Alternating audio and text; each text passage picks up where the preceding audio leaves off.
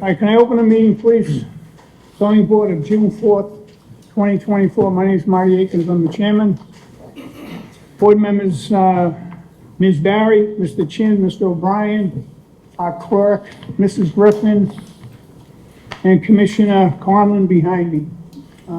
If you got a cell phone, you please shut it off so you don't interrupt the meeting. And if anyone wants to testify tonight, please stand up and raise your right hand. If you think you might testify, please take an oath. If you don't take an oath, you will not testify. So the people down there aren't going to testify, correct?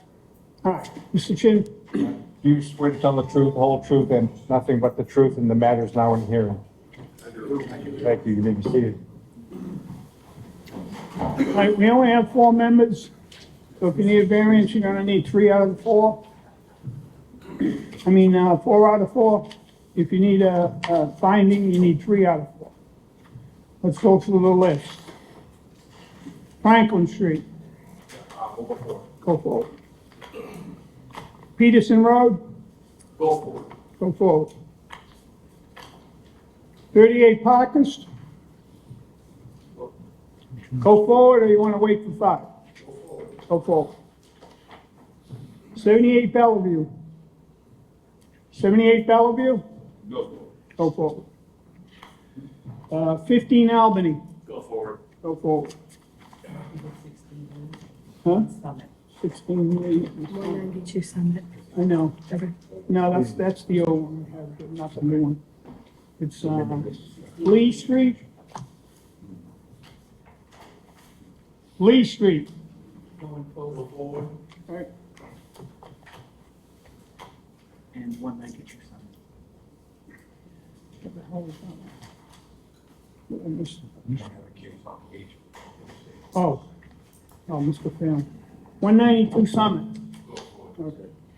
Very good. Let's start old business. 91 Hamden Circle. Counselor, you have the floor. Thank you.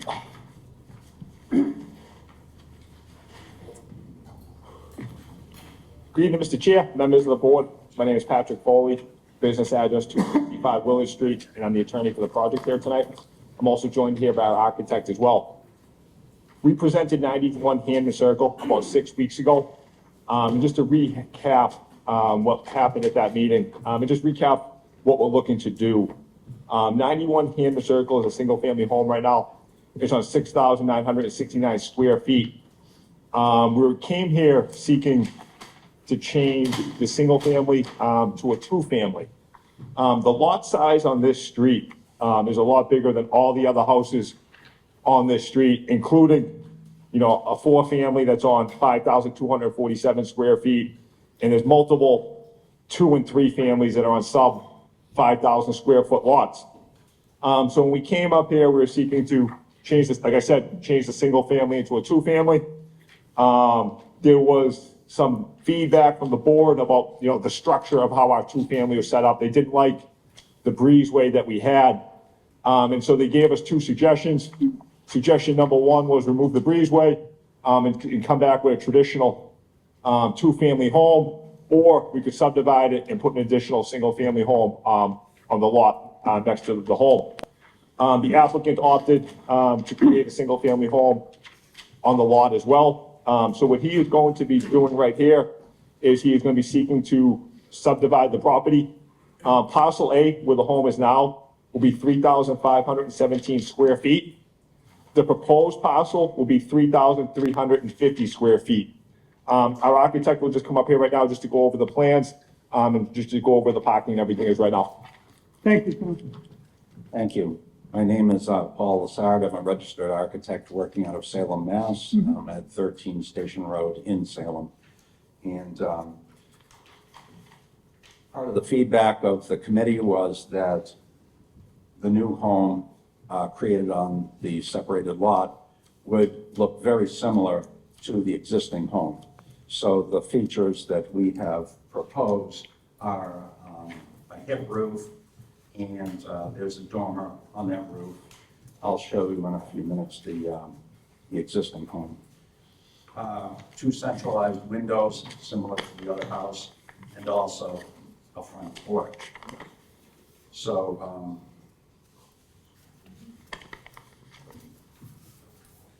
we refer back to the existing house, which will continue to remain on the property.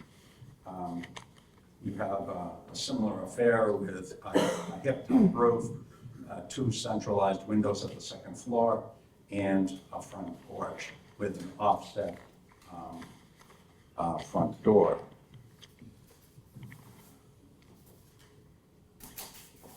Now, if we look at the floor plan of the new structure,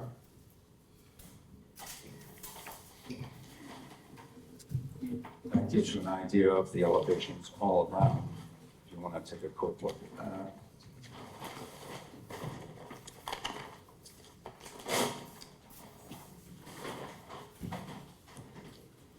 And the floor plan is a very basic, simple, modern house. We did not want to completely emulate the other house because it was built 80, 90 years ago and has a layout which people don't like anymore and is inefficient. So on the first floor, you have a kitchen and bath. In the front, you have dining as well as a living room. And there is a small laundry room, and there's a full bathroom on the first floor. On the second floor, there is a full bath, and there are the bedrooms, and basement is an unfinished situation. There essentially is some storage up there, but it's not a livable space as an attic. So that's our layout, to put it simply. I just want to add something I failed to mention in the beginning of the presentation. This is residential B, and also that the home at 91 Hampton Circle right now is owner occupied, and that he will be using this, if we do get it granted, to have a family member live over there as well. Just wanted to add that. He's gonna make the original house, he's gonna put another family in that, you said? No. The original house right now is owner occupied. Yeah, And then he's gonna be moving a family member into the proposed okay, parcel if it's granted. all right. What do you have for parking spaces in the old one too? The old one is 2 spots. And you got 3 in the new one? Yes. Right, okay. And they're off to the side there, as we went over Yeah, when we came out. any questions? No questions. You can have a seat. Is there anyone here want to speak in favor? First call? Second call? Third call? All our public hearing closed, nothing new from the DPW, is there a letter?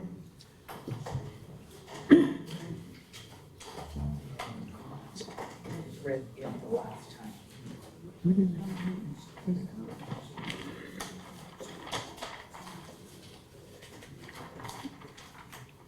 Are you ready for the record?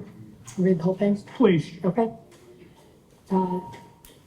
Letter from the DPW, 91 Hampton Circle, KZBA 24-12. We reviewed the submittal for the above reference project. Our comments are as follows. Number 1, specify how much impervious area will be increased due to the development. Provide plans showing the existing site conditions, layout of utility, grading, drainage, and the construction details. Number 3, explain how the surface runoff will be discharged and treated. 4, will there be any fill or change of grade due to the development? 5, upon completion of the project, as-built plan showing all utilities and building footprint needs to be submitted along with the digital file. An elevation certificate should also be submitted if the property is in a flood zone. If any further information is required, please advise. Thank you. That should be the compliance. Is there anyone opposed or undecided? First call? Second call? Third call closed?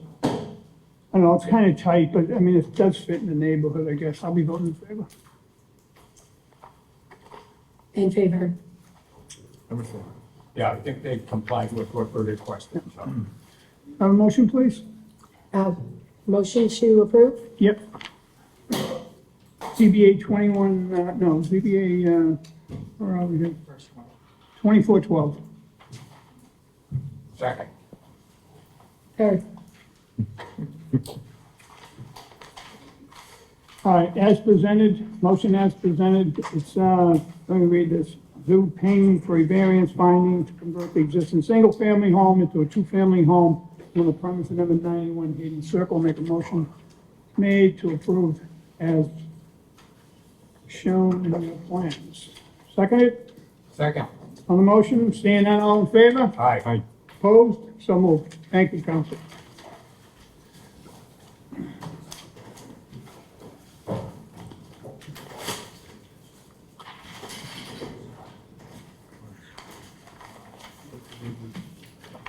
Let's go back to the, whole business. Tim Johnson, 678 Adams Street. We met here before and went through everything. You're gonna show us some numbers and what you might plan to put on that second building over there. Thank you, Mr. Chairman, members of the board.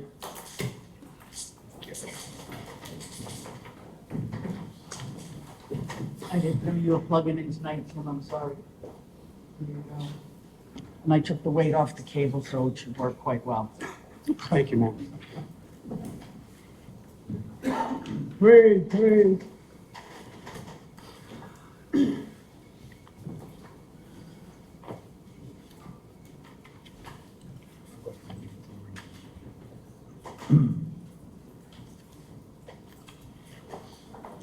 Something else going on? This is report on their computer, so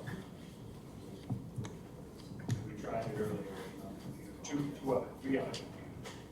Including mine, if they all work.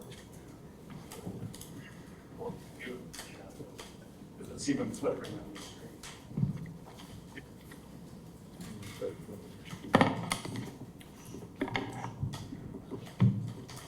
Can we try one more adapter?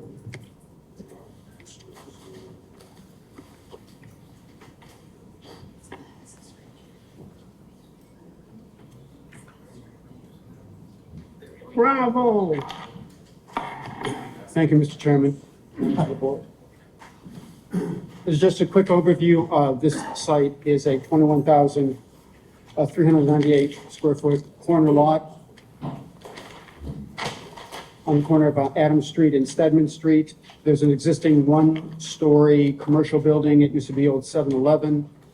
My client is renovating that building into a nail salon and doing, which is, that square footage is 2,880 square foot, the existing one-story.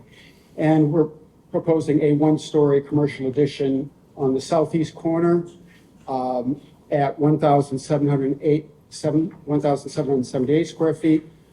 It abuts the southeast corner. Hold on, Counsel. We already went through all this, we already went through the building, Yes. we've already went through everything. Our questions for you as we continue this, how many people work there? What the business is gonna do, and what's your new business in the other place gonna do, and do you have enough parking? Right. So let's So, start there. so right now we have a total of 4,688 square feet of commercial space. Nope. 200 square foot for one parking space, or 23 spaces are required. We're providing 27 spaces. The nail salon provided a letter, which I just gave you, Mr. Chairman. They have 4 to 5 employees. They're going to require 4 parking spaces, occasionally carpooling and public transportation. So with 23 spaces required, we do have 4 spaces left over for employee parking. And that's in the existing building. The addition, right now, there is no signed lease with a potential cafe, so I cannot give a commitment on that use yet. Well, who's looking at the building right now? I don't know, sir. All I know is it's a cafe. That's what my client related to me.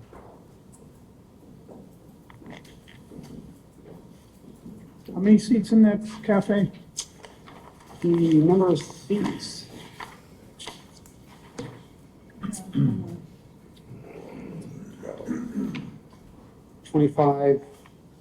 Twenty-five seats, and then there would be a bar, a cafe bar. Liquor? Oh, no, a coffee bar. Coffee. Where you'd come up to a counter, and I would guesstimate about 8 to 9 seats perhaps at the cafe bar. You have 21 seats at the nail salon, correct? 4 or 5 employees, We have 4 to 5 employees, yeah, and there are 21, 24. 15, there are 15 seats for hands, 20 seats for feet. And then there's also a hair removal room and a facial. Right.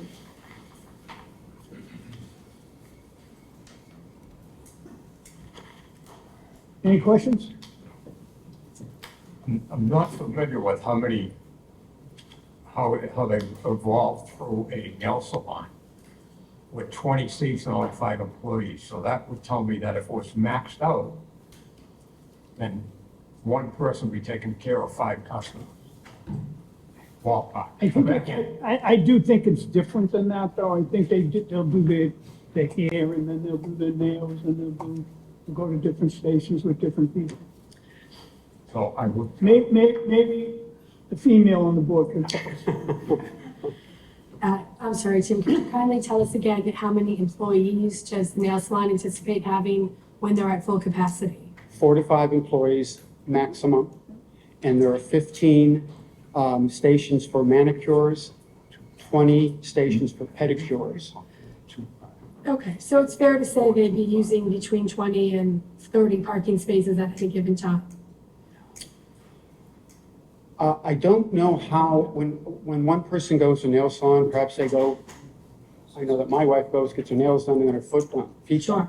So I don't know if you'd have, They backfill the seats. Yeah, I Somebody do- walks in and says, can I get a pedicure? They say 10 minutes, and the person sits there for 30 waiting for a tech to free up. again, I don't know the ins and outs of the nail salon, but it would be 4 to 5 employees was what you requested last time, and that's what the letter from the owner outlines. I think you're still light on parking with the 2 businesses. I think the nail salon could easily max out on parking.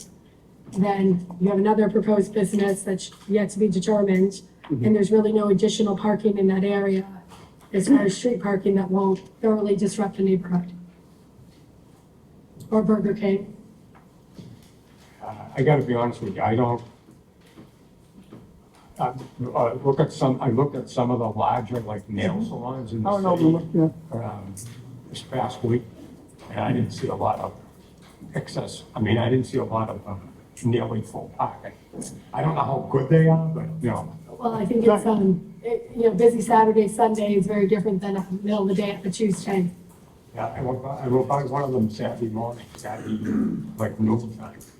And I saw maybe a third of the parking places filled. And again, I don't know. No, I know. I don't go. I guess it would really depend on what type of business goes in the other. Yeah, The exactly. nail salon is not gonna be at capacity all the time. Right. Right, but what's required by code would be 200 square foot, 1 space per 200 square feet, or 23 spaces of what's required. And we are providing 27. Okay. So you meet the parking stand, you're exceeding the parking standard for booths, Willman's outside. We are, sir, and we're looking for relief for side yards. Do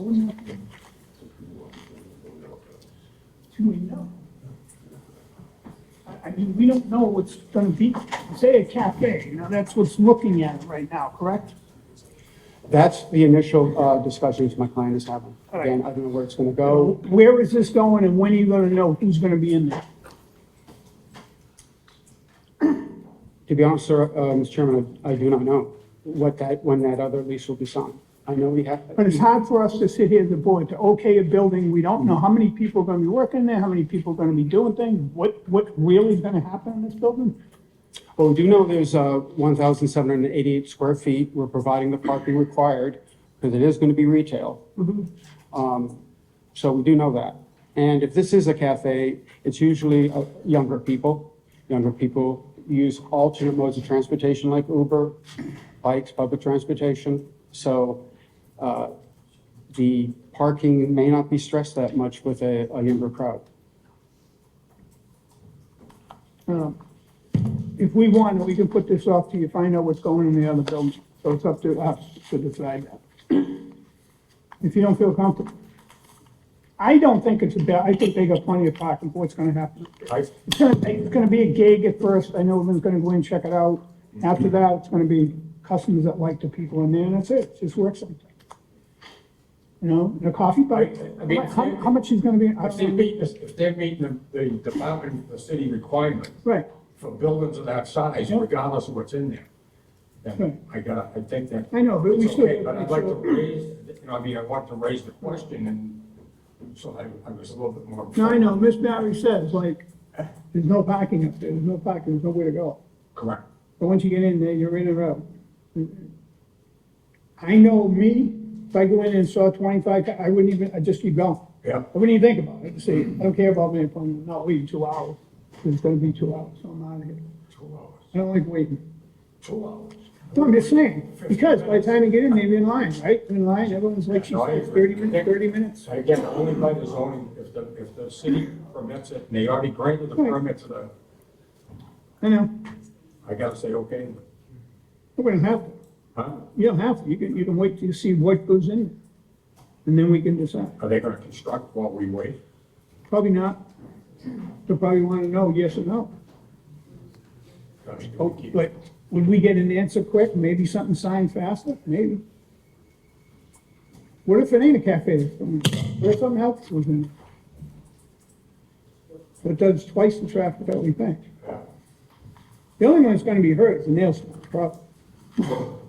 Whatever's going on in that little building, is gonna go on. You wanna wait? I don't mind approving it tonight. Let them get the building built this summer. Yeah, I think so. Barry, how do you feel? I think there'll be enough in and out traffic that will handle parking. And if it's per code, Yeah, I talked to, I probably have 20 nail salon clients. oh, okay. I didn't talk to all of them. I talked to a handful of them, so to speak. A handful. And, a handful, no pun intended. And I think that most of the employees for those establishments, they carpool, or they take public transportation. So, that's somewhat of a relief. It's not a guarantee, but Yeah. it's somewhat of a relief. Right, 4 to 5 nail technicians for that many seats. I'm not quite sure how that works. But, no, you, my understanding is they get the nail done and they go to the foot area. Yeah. So my concern is if it meets the city's code, yes, I tend to think I would let it go. okay. We have a motion, please? Yeah, Mr. Chairman, regarding case 2417? 2417. No, yeah, 2417. 2417, make a motion to grant the You gotta requested. read this. Okay. Tim Johnson for variance to expand approximately 2880 square feet, freestanding brick commercial building by adding an additional 1788 square feet on the premises numbered 678 Adams Street. Mr. Chairman, I make a motion to grant the request variance. Second. Second. Second on the motion, seeing none, all in favor? Aye. Aye. Opposed? So moved. Congratulations. Thank you, Mr. Chairman. I do have one question, Mr. Chairman. You're done. No, I'm kidding, no, we can- My notes from the last meeting, do we still need to have a right turn only sign? Yes, please. I'll make sure Thanks for that, reminding me. I'll make sure that's in the, Thank you, I the drawings. appreciate that. We'll put it in there, it's a right turn only. Thank you, Mr. Chairman. Motion, thank you. Everyone in favor with the right turn only? Yeah. Yes. All right, good. Forgot that. We can there too. Further,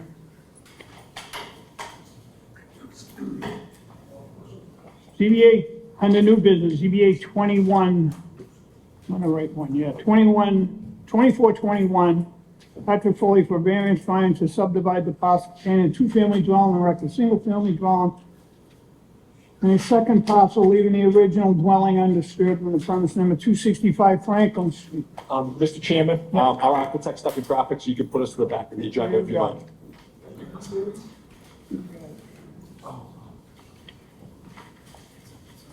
Further on to tonight, Attorney William Phelan for variance finding to construct an addition in the rear of the current dwelling, establish living quarters on the premise number 192 Summit Street. Counsel, you're up. Evening, members of the board. Kathleen, I want to thank you for your assistance in continuing this matter and getting it on early at my request. I'm here with Eric and Mindy Wu, who own the property. It's a residential B, well over 9,000 square feet. They're looking to convert a single-family home into a two-family home. There's actually enough land to do a three-family home if they wished.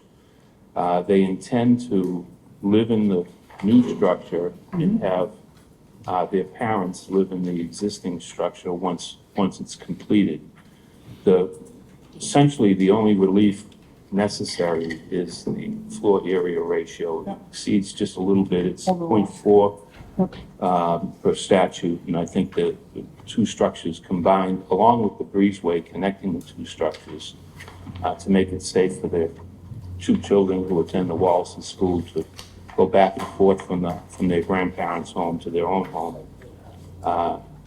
goes to about 4.6 floor area ratio.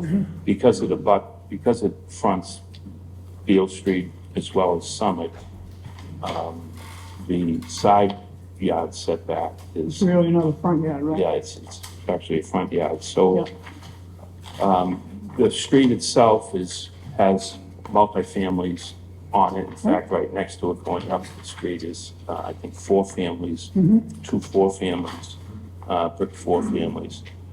So it certainly would be in character. The parking, I took a look at the parking just to make sure.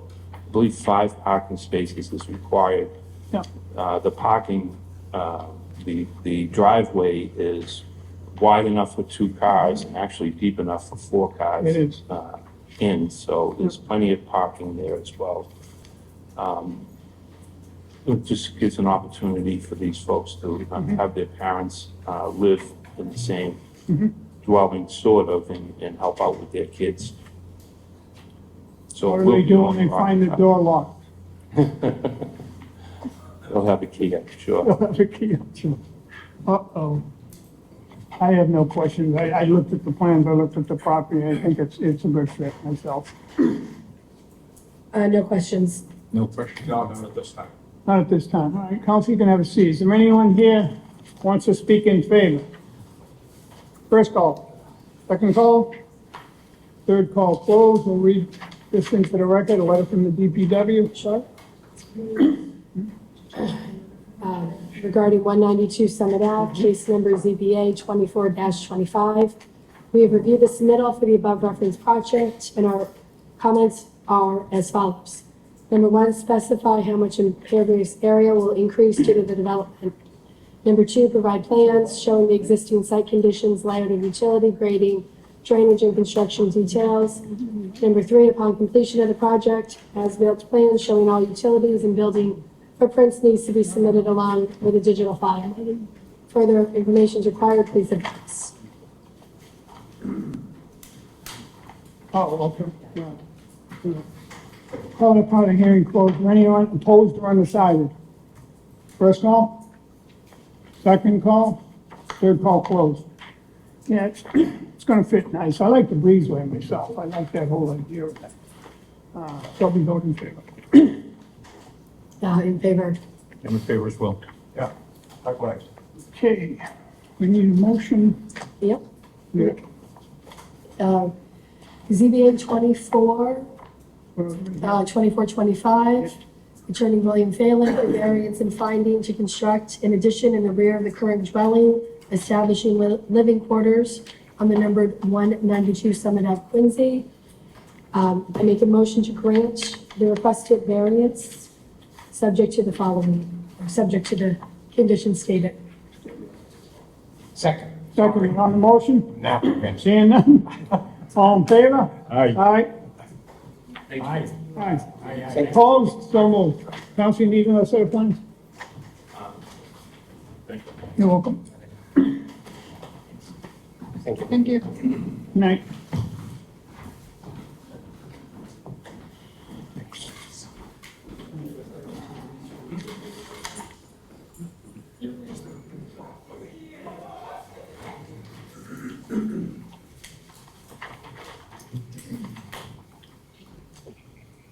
Brian, ZBA 2432, Brian LaRoche for variance special floodplain. Demolish the existing single-family, construct a three-story, two-family dwelling on 16 Lee Street. Mr. LaRoche, you weren't here, I don't think, when we gave the oath, were you? No, I was not. No. Mr. Chin, could you please give a note? Mr. LaRoche, do you swear to tell the truth, the whole truth, and nothing but the truth? I do. No hearing, thank you. Floor is yours, bro. Okay. You're good. I'm happy.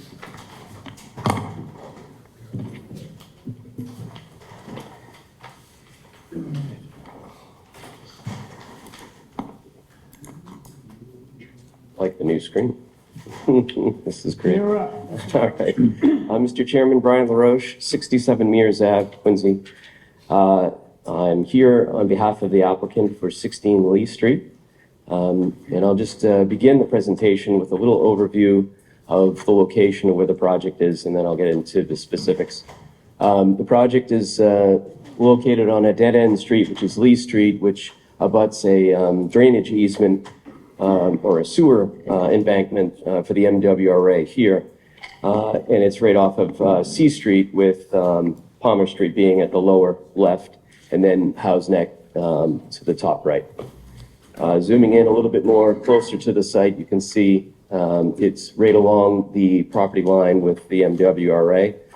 And there's an existing dwelling on the property now that abuts the property. The aerial view of 16 Lee, it's a single-family home that is situated there. It's up, a lot of trees there. It's pretty well screened. It's again, as I said, at the end of the dead-end street here. The existing conditions, you can see that the property is very close to the property line. Right now, 2.8 feet at the front corner and 4.8 feet. Our proposal will follow that similarly. You can see our relationship to the property line is not much different than the previous, but we are proposing a two-family. This is a Residence B area. And we're proposing a flood-compliant two-family dwelling. The lower level is going to have parking. It will have enough parking for 3 cars per unit. That way, we exceed the requirements by 1 overall with a space for a guest. The way that you'll enter the property, you're going to come into the front of a farmer's porch, come at sort of a mid-level, and then move up through both of the units. The units are split down the middle. So you can see there's a party wall between the two. So each unit is separate with its own separate entrance, and they have their own independent access from the garage to egress. These are the elevations of the exterior. We just using a simple New England style design. And you can see the front farmer's porch, which will front onto Lee Street. As I said before, the project is elevated so that it's flood compliant. The 2 dashed lines there at the lower level, it's the design flood elevation is the higher mark. So this property, we have a few variances that we have to request. Floor area ratio, we have, the proposal is 0.6. Where the requirement is 0.4. Building height, because of the flood compliance of the project, we have to elevate the lower level, and in order to take advantage of that lower level and make it useful for parking, we do need to add a little bit more height. So it's 38.2 feet where the requirement's 35. The setback that's proposed is 11 feet. The requirement for this area is 25. But as you could see from the aerial images on the street, all the houses on Lee Street are fronted fairly close to the street. So we're in keeping with what is already there on the street. Rear setback, the proposed, if you were to measure it to the deck, it's 15.6, but the building itself is 28 feet, and the requirement for that setback is 25. So lot area and frontage, the total lot area is 6,306 feet. The requirement is just a little bit more, it's 6,750. And then the frontage, of course, we're at 48.6, where the requirement is 75. So those are the variances that we're requiring for this. And due to the irregular shape of the lot, as you can see, the line there up against MWRA, and the fact that the property is located in flood zone are the elements that are contributing towards hardship for the variances. And with that, I'll turn it over to any questions. So you got 17 feet to make that corner. Is that what you have from the building to the property line? What we have And your is, driveways, this is an overhang, and we Yeah. fell back the bearing support so that we create enough, we have turning from here to here is you 25 get feet. 25, So you have the full width that you need to be able to make the maneuverability into the garage. that's what I was worried about, all right. That's the question I had. Any questions? No questions. Thank you. Jim, maybe? What's the height inside your, in the attic Oh, space? sure.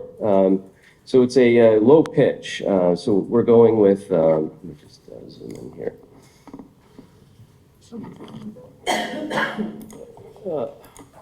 So we have a 7 on 12 pitch. So it's a fairly low pitch. It's nothing more than an attic. The height in the space at the very top might be 6 feet, and then it slopes down from there. So your position, you need all of that to make it work with the flood elevation, with the flood, first floor. Well, it's we're keeping the heights, the basement is about minimum for us, for the garage, for the overhead door. The first floor, we have 8'3", so we have 3 inches that we could probably, if where you're going is there anything we could do to lower the height? I think is what I'm hearing from you. We might be able to take 3 inches out of the first floor, and if I were to change the roof structure to a wood truss, I probably could reduce it another 9 inches, so a total of a foot. If I were to do that, I think the pitch below 7, changes the look, but, I could possibly make it a 6 if that would, make it a better proposal. How about the snow load? I mean, if you get a snow again, I don't know. Then you get snow again, who knows? Yeah, I definitely would prefer the 7 pitch, just Right. for New England, of course, yeah. Okay, just curious. Yeah, thank you. To work with. Yep. No questions. Okay, thank you. Mr. Roche, you can have a seat. Is there anyone that wants to speak in favor? First call? Second call? Third call, closed. I got a letter here from the DPW that'll be read into the record. Regarding case 16 Lee Street, case ZBA 2432, we have reviewed the submittal for the above referenced project. Our comments are as follow. Number 1, the existing paving in Lee Street was repaved 21. There is a 5-year moratorium for any digging on the newly paved street. 2, specify how much impervious area will be increased due to the development. 3, provide plans showing the existing site condition, layout of utility, grading, drainage, and the construction details. 4, explain how the surface runoff will be discharged and treated. 5, will there be any fill or change of grade due to the development? 6, the existing lot parcel should be consolidated into one lot/parcel for the development. The consolidation plan shall be recorded in the Registry of Deeds, Norfolk County. All proposed buildings should have house numbers assigned by Engineering Division, DPW, before any building permit can be issued. 7, upon completion of the project, as-built plan showing all utilities, building footprints need to be submitted along with the digital file. An elevation certificate should also be submitted if the property is in a flood zone. Thank you. Call it part of hearing closed. Is there anyone opposed or undecided? Opposed or undecided, first call, second call, third call closed. I know it's at the end of the street and I have to trim those trees. So, Roach, are many trees going out of that property? There are none, Mr. Chairman. So I want to know. Thank you. I'll be voting in favor. I'll be voting in favor. I'm in favor. Likewise. Okay? Regarding, yep. Okay. Regarding case ZBA 2432, Mr. Chairman, I make a motion to grant or deny the requested. Brian LaRoche for variance and special permit, floodplain to demolish the existing single-family dwelling and construct a 3-story, 2-family dwelling on the premises numbered 16 Lee Street. Second. On the motion, seeing none, all in favor? Aye. Aye. Opposed, so moved.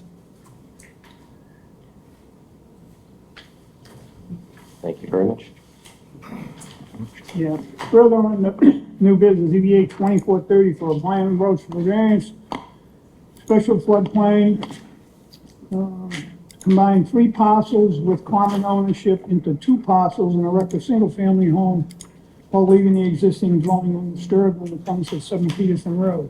So Roche, you're up. Okay, Mr. Chairman, again, Brian LaRoche, 67 Mears Ave, Quincy. Here representing the applicant for 11 Peterson Road. This property, as I have up on the screen, is made up of 3 parcels under common ownership. There's an existing property at 7 Peterson Road. The applicant wishes to subdivide the lot by combining and redividing the lots, and I'll show you the proposal in just a moment. So just to zoom in a little bit here, this is just at the very beginning of Howe's Neck, near the Welcome to Howe's Neck Rock. You would see Boston Skyline Willows. Peterson Road is a one-way road just off of C Street. The same drainage embankment that I mentioned before by MWRA abuts the very corner of the property right here. And then this parcel here, which is just beyond the 3, is owned by the city of Quincy and is a wetland area. It's an aerial view showing the parcel. You can see the area of dirt is largely the lot that we're talking about. The area that has the boats and the pea stone is also part of the same parcel. And you can see the heavily wooded area is the drainage embankment, which is the MWRA parcel. This is a view from the street, Peterson looking into the site. To the left, you can see the pea stone driveway. The fence sort of runs through the middle of one of the lots. And then you can see to the right rather, is the existing property at 7 Peterson that will remain, and then the wetlands is beyond. Here's an existing view of the site. You can see the delineation of the wetlands here at the back of the area here. It's not on the parcel, it's on the city's lot, but we're within the buffer zone for the wetlands. And the existing dwelling here, number 7, will remain, and the existing driveway will remain in our proposal. So the proposal is to combine the lot and then redivide them so that we have 2 lots instead of 3. Lot 1, which is the one that has 7 Peterson, would have 10,697 square feet.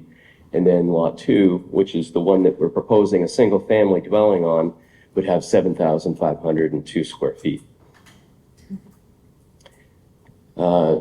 The proposal here has two car parking underneath the dwelling with a driveway that allows for cars to pull in and then also come out and make a 3-point turn to get out. So the floor plan, again, just zooming in a little bit, the lower level is nothing but storage and access to the upper level. It's a flood, the property's in flood zone. So the lower level is able to be flood and equalize in a flood event, and really is unusable other than for parking and storage. The first floor is a standard layout, living room, dining room, kitchen. The upstairs is 3 bedrooms with 2 baths. The design is a gambrel style, and the idea with this is to fit in. There's a house at the end of Peterson that's owned by my client that has a similar style. He lives in the neighborhood and cares very much about the aesthetics and wanted to have something that had a seaside look. So we're using the gambrel to keep the overall massing of the house low. But because it is set back away from sea and there's other dwellings between this property and the Boston skyline view, he is asking for a widow's walk so that he could take advantage of the view of the skyline.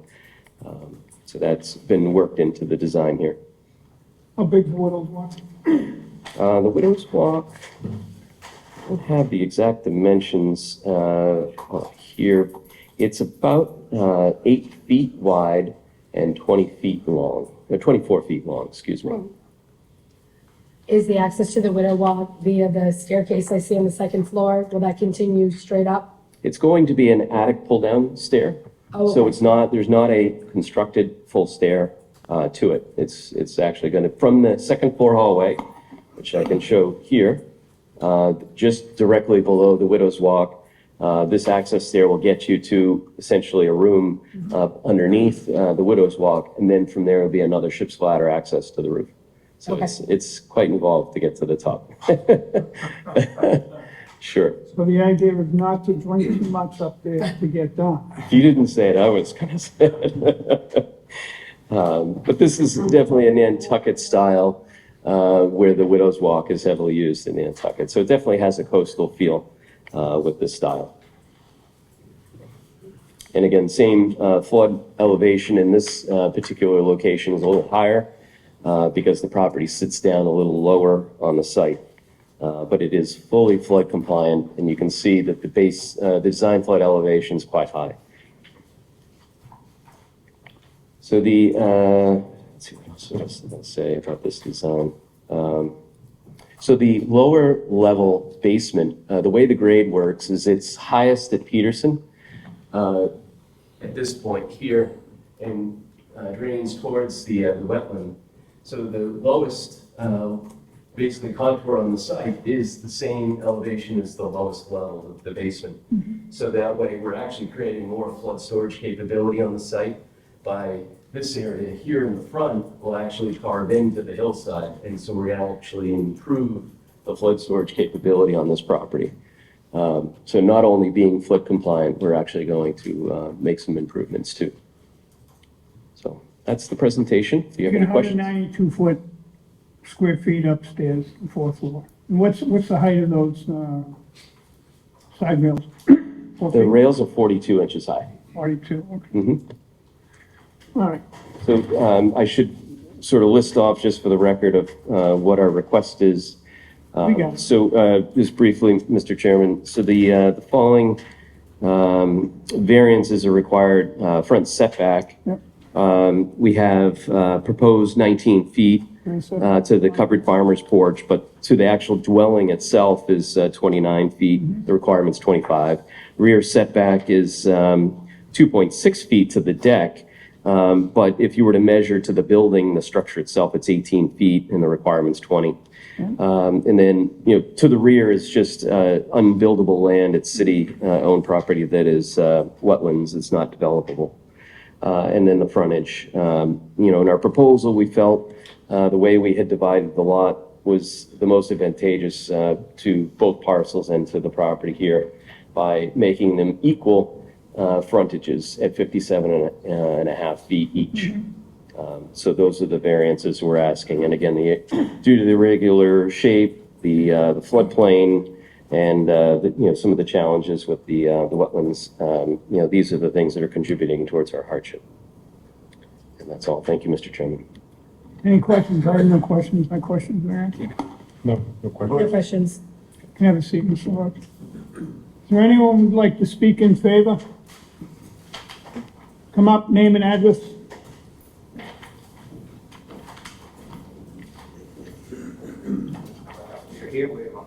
Right there. Microphone's right there. There you go. Okay. Name is John Boyd. I live at 789 C Street. I live adjacent to PJ, Patrick Foley. on C Street. I don't really have property on Peterson the street that we're talking about. Road, right? But I can look out and see it, and it's abominable area. In fact, at one point, it was a dumping ground, and PJ, when he acquired it, improved it substantially. And now he's gonna improve it again. If he has any kind of authorization from here, I can't see anything but an improvement to the neighborhood and prices of property, which I'm interested in. Thank you, Mr. Boyd. Thank you for hanging in tonight.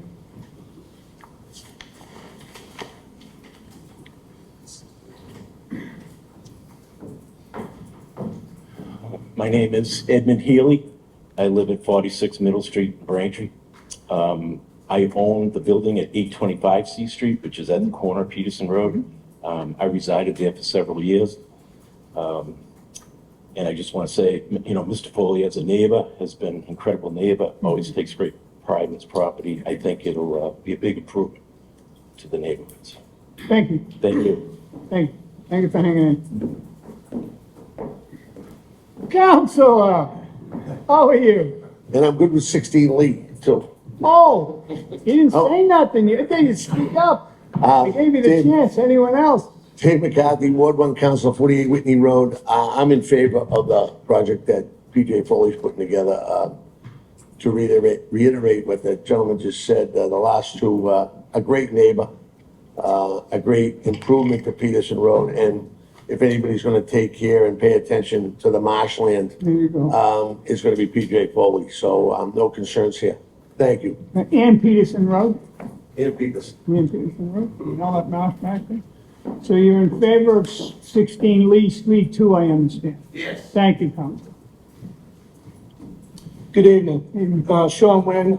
I grew up on Peterson Road myself. I live at 20 Peterson Road in a home that my grandfather, Alfred Prendergast, built back when it was known as Grandview Terrace. So been there for quite a while. To reiterate what these gentlemen have also said, that lot abutting the property that PJ took it upon himself to beautify and untangle and clean up, and now people have access to the dike to go up there and walk and ride their bikes and take their dogs. And I gotta say, anything that PJ is involved with becomes better. He's gonna improve that lot into current usage of the structure, and it's just gonna beautify the neighborhood, and I'm all in favor of it. Thank you. Thank you. It's an IBW guy, Pete. Right, Pete? Is there anyone else want to speak in favor? Second call, third call? Call up out of hearing. Oh, wait a minute. Let's read this in first, huh? 7 Peterson Road, KCBA 2334. From the DPW, we have reviewed following submittal for the above referenced project. Our comments are as follows. 1 Peterson Road was repaved in 2020. There's a 5-year moratorium for any digging on the newly paved street. 2, specify how much impervious service will be increased due to the development. 3, provide plans showing the existing site conditions, layout of utility, grading, drainage, and the construction details. 4, upon completion of the project, as built showing all utilities and building footprints needs to be submitted along with a digital file. An elevation certificate should also be submitted if the property is flood zone. Call up out of hearing closed. Anyone opposed or undecided? First call, second call, third call closed. I'll be voting in favor. And that walkway, I understand why he needs it back there. It'll be beautiful. I'll be voting in favor. In favor. I'm in favor as well. Have a motion, please. Okay, Mr. Chairman, regarding KCBA 2434, Brian LaRoche for variance and special permit floodplain to combine 3 parcels with common ownership into 2 parcels and erect 1 single-family home while leaving the existing dwelling undisturbed on the premises numbered 7 Peterson. In favor of the requested variance. Second. On the motion? Seeing none, all in favor? Aye. Opposed? So moved. Thank you very much.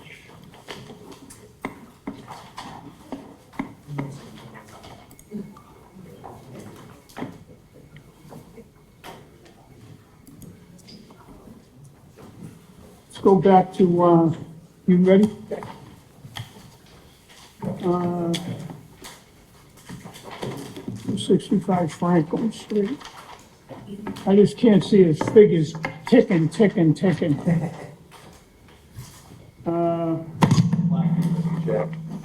2421, Attorney Patrick Foley for variance and finding to subdivide the parcel containing a two-family dwelling and erect a single-family dwelling on the second parcel, leaving the original dwelling undisturbed on the premise number 265 Franklin Street. Counselor, you're up.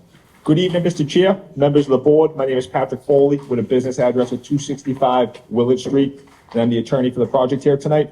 I'm joined here by Eric, who's our architect. I want to start our presentation off and just say that the applicant purchased this two-family home back in December, and this is what they purchased. They purchased a, can you just go back a little bit, thank you. They purchased a dilapidated eyesore of a two-family. In a short period of time, they came in there and all they wanted to do was, they didn't want to knock it down. They wanted to restore it. The home has good bones. It's been around for close to 100 years. So they're in the business of restoring homes. So they went in there over 6 months and you just hit the slide, Eric. And in a short period of time, this is what they've replaced it with. They've gone in, they've done a lot of hard work, they've buffed it up. They've really done a good job. I think that's a home right now that, everyone in the neighborhood can be proud of. I think it's a real addition to the neighborhood. I want to start off and just say that this is a very unique lot for the neighborhood. At 18,293 square feet, this lot, besides the nursing home down the street and the church across the street, is the biggest lot in the neighborhood. And when I say neighborhood, I'm talking of the base of Franklin Street when you go up the hill heading towards Braintree and heading towards High Street. Currently, right now on this property is a two-family home. This neighborhood is a mix of single-family and two-family homes. There's about 8 or 9 two families right on that Franklin Street, High Street area. What the applicant is proposing to do here tonight is to subdivide this lot, build an additional single family on the new lot. The two family will stay as is. It will be on an 11,746 square foot parcel. And I want to just hit home and reiterate that even with the subdivision on 11,746 square feet, this will still be the biggest lot of any two-family in this neighborhood. 2 doors down, there's a two-family that's, about 4,700 square feet. And the average of the two families up in this neighborhood are roughly around 10,000 square feet. So the two-family right now, even on the subdivision, conforms and fits into the neighborhood.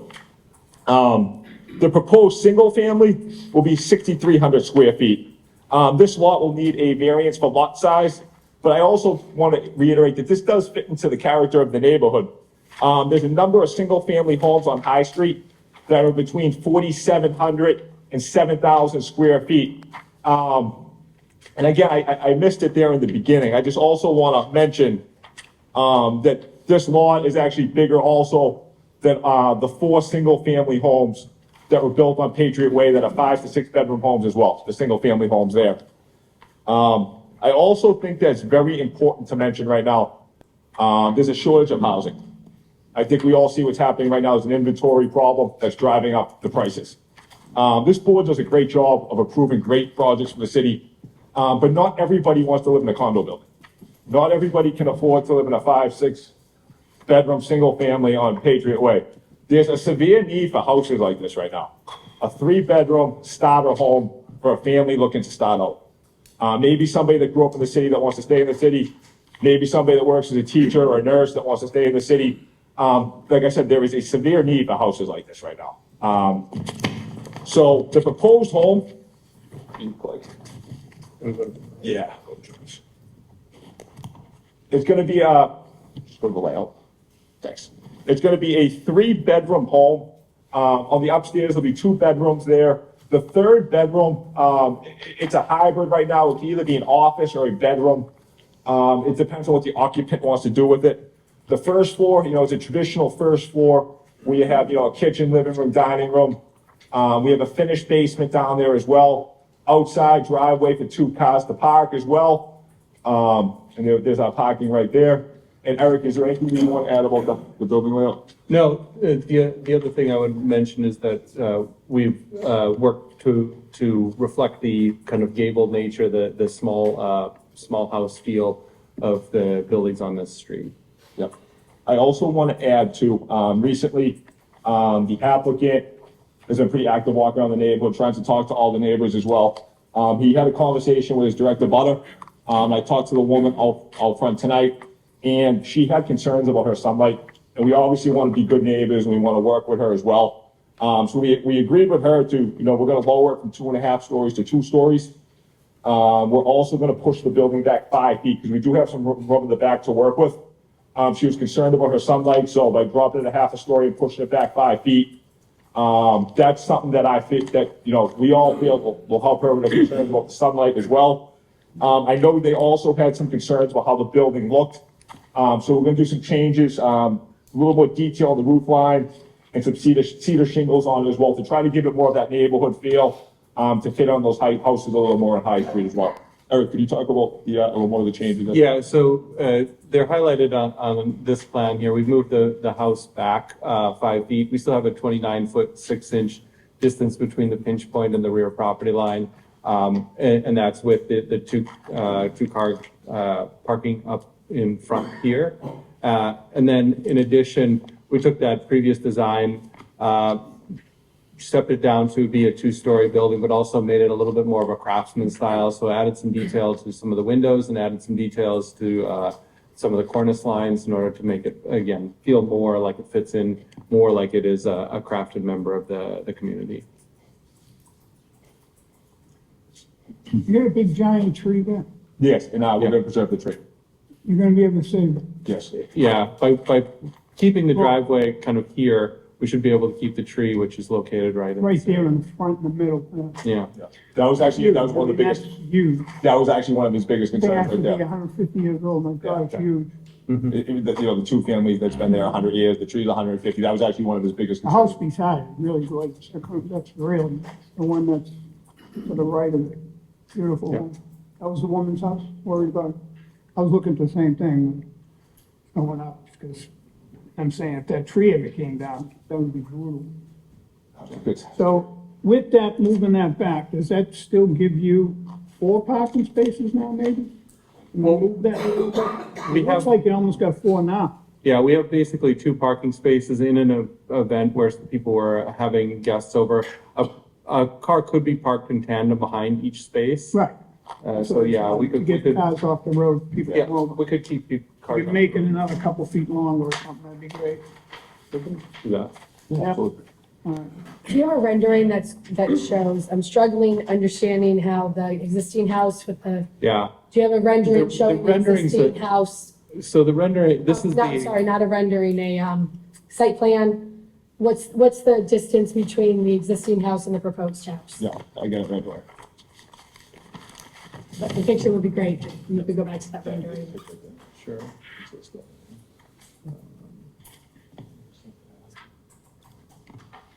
So the existing house is to the left. The existing house is to the left. Okay, so this is Yeah. a rendering of the proposed house. And yeah, exactly. The property line from the rear of this house is gonna be 3 feet away and we're 10 feet from that. So it's a total of 13 feet between the two. Between the two houses. Unfortunately, this is the previous design. Yeah, so that it's- top's squish- gone. Squish this down a little bit. Where's but, the tree?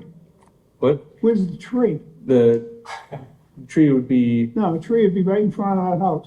right, Right. exactly. This is the previous design. This is the previous design, the tree's not Where, going anywhere. before we had to move the driveway in order to. I know the tree's there, I was there today. That's what I'm saying. We unfortunately Huh? didn't have time. Right, it's supposed to be over here.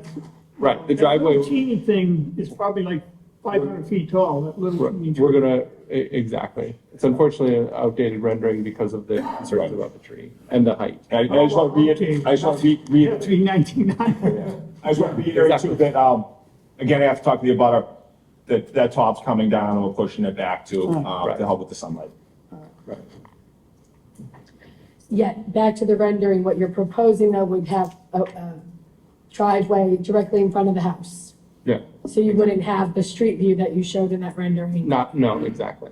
And is there a reason why you're opting for this layout as opposed to parking along the side? When we put the driveway on the side, there was concern that it was too close to the existing two-family or too close to the fence. Yes. Okay. Plus it's tough getting in and out there, it really is. You got that little spot, you gotta come down.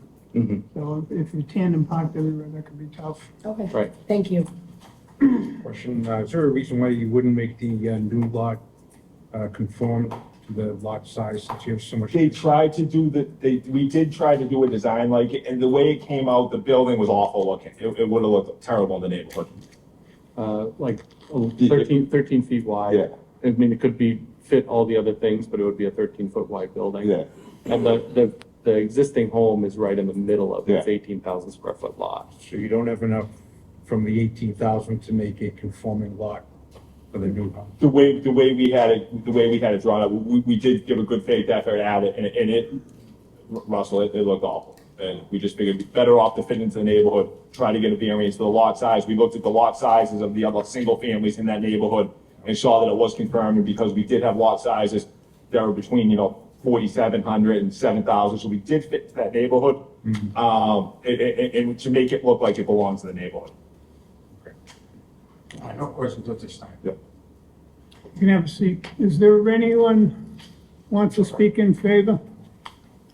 First call, second call, third call, letter from the DPW? Right here? Yeah, it's a, Okay. we have a letter for DPW, has to be read into the record. 265 Franklin Street, case number ZBA 2421. We've reviewed the submittal for the above referenced project. Our comments are as follows.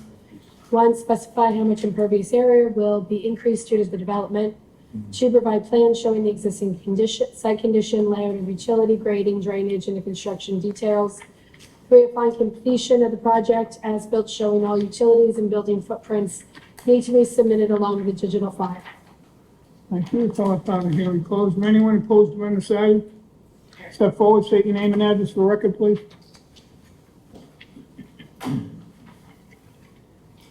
Thank you. My name is Christy Hall. I live at 14 High Street, which is just on the other side of that fence A real of pretty the house. rendering. A real I like to think so. It is beautiful. So there's a couple of, I did meet the new owners of this lot and expressed some concerns, made some suggestions, and they have taken that under advisement, and I certainly appreciate it. I am hugely concerned of the amount of sun that I would no longer get. The house faces north, so on that side of the house is the morning sun. I've got 44 windows in my home, and a quarter of them are on that side. I have the pleasure of working close to here. I walk to work every day. I walk through the beautiful General's Park, and I love it. When I first moved to Quincy, the summer of 2018, when this park opened, I walked through it every day. Green space is important to this city, and I would love for you to take into consideration that green space is important at home too. It's not my green space, it's not my yard they're trying to build a house on. But I enjoy that space. And whoever buys the existing home, the two-family, or if it's approved and somebody buys the single family on the new lot, they're not gonna they're gonna be looking out these windows into a building. And I wouldn't like that. It doesn't bother some people. However, to piggyback on Attorney Foley's comment about needing affordable housing, I don't know where he's from, but affordable housing where I'm from is not $1 million plus. Yep. So I would ask you to not allow this for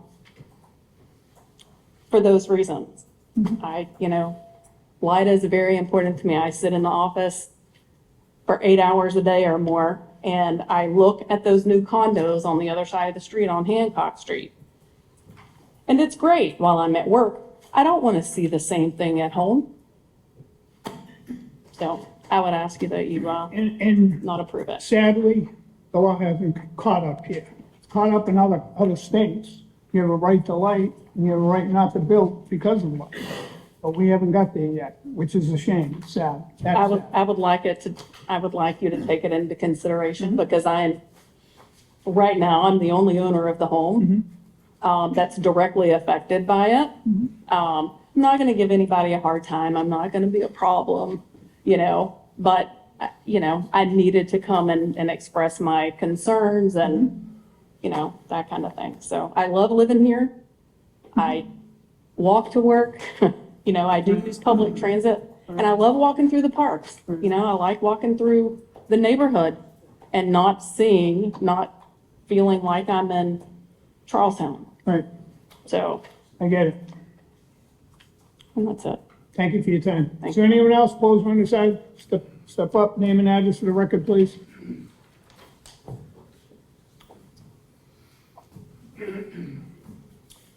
Hello, my name is Jim Lally. I live at 58 Norman Road, right in the neighborhood. And I just had a few issues with this particular building. Yep. The planning board rules are put in place to keep the neighborhood as is and to keep the density down. And all of these new homes that go in that are looking for variances are not helping the existing neighborhood. And I know that area very well. I don't believe that the lot will support a second building. It's just not gonna look right. And the number of waivers, I think is excessive. If you have one thing wrong, that's one thing, but this thing has 4 or 5 different things that they're looking for. And I've spoken to a number of my neighbors, a few of them have come, and they had the same feeling. But I've been here for 40 years. I like the neighborhood. I'd like to keep it the way it is. I also wanted to know what the parking rules are for now 3-family house on that one lot. That's a very busy intersection. It is. I mean, there's no place for anyone. You can barely walk across that, as you know. There'll be a driveway coming in off of High Street, is what they plan. You know what High Street's like at the end Yeah, of the day. they do. I was there. First thing in the I morning. drive that road, I know. And it's a nightmare, but I just had to say it. Thank you. Thank you. Is there anyone else? Opposed on the side? Third call? Public party hearing closed. I feel the same way. When I went up and looked at it, I didn't like it from the beginning, but maybe let's see what the neighbors say. I'm not in favor of this at all. Number one, it does. It don't look, there's a beautiful house to the right. You got your house here stood over. You're gonna slam in this little skinny little 20-foot wide house. Mr. Chair, Let me, sorry. what do you want, Counsel? Is there a way we could put it off, redesign, and come back? Why don't, just let me finish first. My whole saying on that is there's room for a third family on the other side of that lot. We'll build it up a little bit and make it look like a bigger house. You have 18,000 square feet there. There's a lot you can do with that. Not put another house in there and distract people's light, keep them, this lady bought that house to have a nice house and windows, like I did, and put up, I got, I think 11 windows in my bedroom. I like light. But it's only fair to people when you buy a house and you think you're gonna have 13 feet and 13 feet, you think you're gonna have at least 26 feet between your buildings, and you don't all of a sudden. And when the sun goes, I take that into consideration when I look what we're doing in some of these projects, that the sun doesn't work to put another thing in there. It just blackens that house out. We did it once before, probably 19 years ago. And when I went up and saw what they did, the poor lady's yard got destroyed. Like, her nice little bushes didn't get enough sun. So it was really sad. It didn't ruin the house, but it ruined all the bushes. So I think about that case, and I don't like seeing that. So I'll be voting no, but if you guys think maybe add a third family there, come back with a different set of drawing, better parking, even the parking for that thing, to get in 4 spots when you pull in the back of the house is tough. Because the cars are gonna be in front of you, and you're gonna pull up and swing in. The last one's gonna be tough to get in. That should be opened up too. Now, if they get a 3-family, maybe they could. They could open up, it's a nice parking in the back of it. It's all hidden, behind a fence, I just don't like that sliding a house in there. And that street coming down there, you're gonna slow down and pull in that driveway, or pull out of that driveway? No. Shouldn't be. That's just so, we know that's not gonna work, and one of us said no, but is there an option? No comment at this time. My feeling is that it's an enormous lot, 18,000, they should be able to do better Yeah. and affect fewer people, come up with a better design. So if they want to withdraw, I have no problem with withdrawing.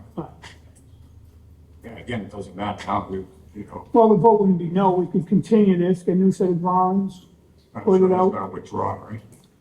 He can, or he can postpone it for 2 months, a month, get a new set of drawings. You know, where we advertise as a three-family instead of a new house. Yeah. I'll make that. Mr. Chair, I'd like to continue. All right, Um, 6 weeks, 6 weeks sufficient? Is that- that should be giving you enough Yeah. time to do all the stuff you need to do, right? Yes, sir. And deal with the neighbors over there when you get a set of drawings and let them know where you're going, what you wanna do. Yeah, and I apologize. They will for be, cutting you off all be here again. there. All Yeah, right. thank you, sir. You're welcome. I'll let you know the date. Huh? I'll let them know what the 16th mark is. Oh, I know, I just wanted so they know, I got the dates, where is it? Yeah. Where is it? Do I have a script showing you? Do I- Yeah, just, continue that, but I'm trying to get the date, July 4th, no. No, it'd be July, last week in July. Last week, yeah, the last week. Uh, I can send you the date. Tuesday, my phone, I left my phone at home, so. I got no phone. You're meeting the 16th or the 23rd, that'd be 6 weeks. No, two, so, 23rd. Yep, that'd be up. so 4th, 23, 24. okay. 7/23, 24. ZBA case 2421, Attorney Patrick Foley for variance finding to subdivide parcel containing a two-family dwelling, erect a single family on the second parcel, leaving the original dwelling undisturbed on the premises number 265 Franklin Street. This will be continued to July 23rd, 2024. Make sure we get them 2 weeks ahead of time, okay? Thank you, Counsel. Second. On the motion, seeing none, all in favor? Aye. Aye. Opposed? So moved. Everyone that's coming for that will be July 23rd. There'll be a new set of plans. All the rubbish. Thank you, Counsel. Good night. Further on to tonight's agenda.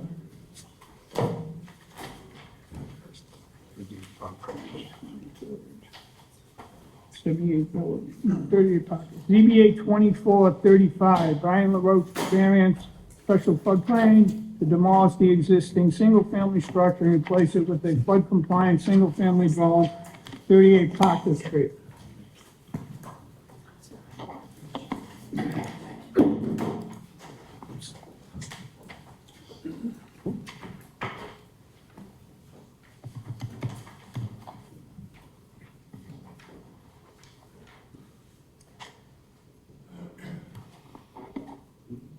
Okay, all right.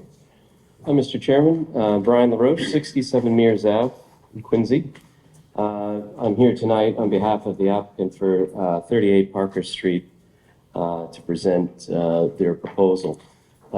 Just to give you a quick overview, this is House Neck neighborhood, just off of C Street, Parker Street, right opposite the Parker Street Marsh is the parcel that's highlighted.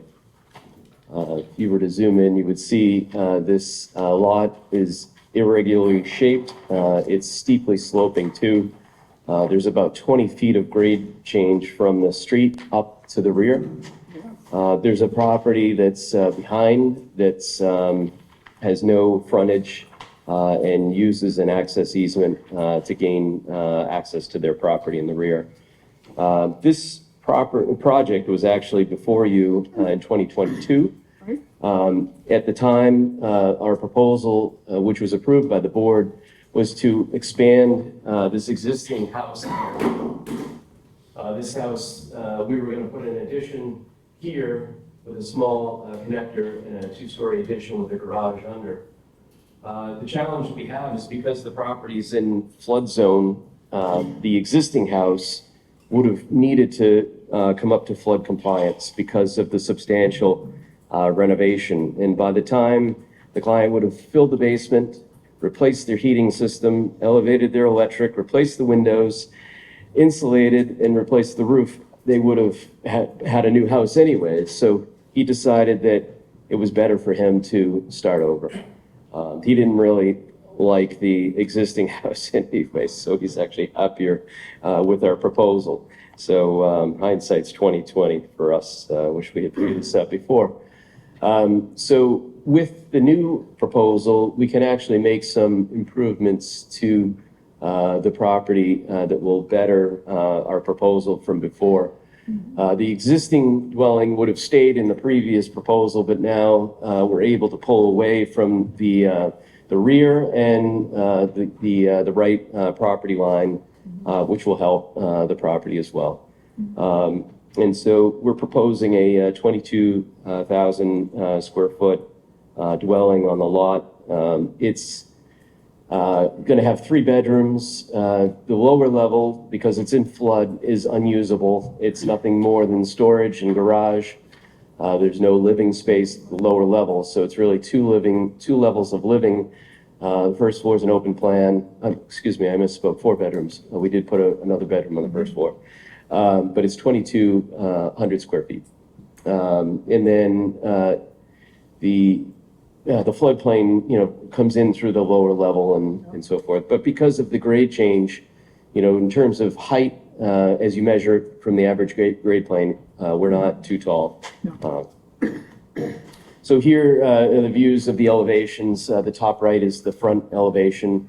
The property is fully flood compliant. We have to allow the water to equalize in a storm. The only front of the house that water can get in, the other sides, because of the steep slope, wouldn't be able to. So we have quite a few flood vents at the front to facilitate the water to enter. You can see from the proposal here, from average grade plane, we're 31'11". At the rear of the property, it's about a story plus a roof. What we're doing is we have a 5-foot knee wall, and then the roof springs off of that to lower the height of the structure, because from Parker Street, it's such a tall building. We were trying not to have it read as tall, so we added dormers to the front to soften the height and lower the roof so that it wasn't so tall. The front has a cantilevered porch off of the main level living that's over the garage, and then a covered entry to the side. So that's the overview. And just to show you what was proposed and approved before, this outline is what was approved. So what we're proposing is essentially the same footprint. It's not much different, but is an improvement over what we had before because we're able to pull away from the property lines.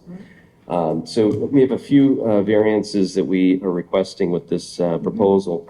The right setback, we're improving from its existing, and we're proposing 9 feet. It was 6'6". The rear setback was 4 feet. We're increasing it to 6 feet. And then the front setback, we're proposing 11'6", when the requirement is 25 feet. But, again, we're not making it any more detrimental than what was there before. And so we're not coming any more forward than the existing house was. And then number of stories, because of flooding, we have to count the lowest level as a story. So the requirement's 2.5 stories, but because the lower level is not occupiable, we're asking for a variance in the number of stories. Yep. And then the width of driveway, because the site is so steep, there's no place.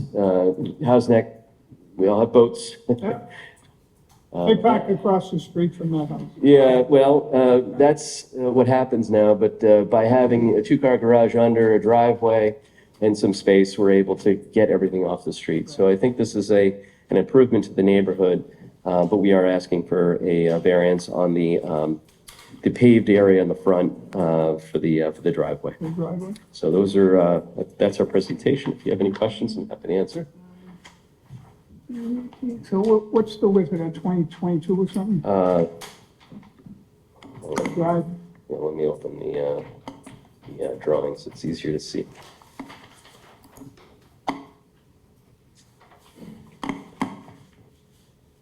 You probably get two more cars, at least one up front anyway, two on top of that. Yeah, 30 feet is the width For the driveway, in the driveway at the street edge. Mhm. going to the, because you're going, counting the front door too, the walkway. Sorry, I don't know why it's not showing up on the That's gonna be screen. under I guess when I go to PDF, it pavement, doesn't you're gonna show. put like pavers or something going into the house part, entrance. What's the surface in front of the front door? Yep, sorry. The surface in front door. See, is that gonna be paved, they just paving the two going up to the garage, correct?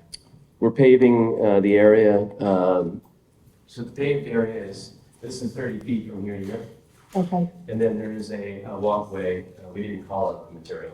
Yeah, you can put pavers in there. We could put pavers. Yeah. Absolutely. It can be like an architectural paver. It just look nice. Yep.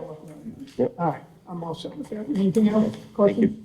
No question. Access to the rear structure, did you say? Yeah, currently it's, there's a 4-foot right of way and there's a walkway that runs along here. And as part of working with the neighbor, there were some utilities that ran through the center of the property.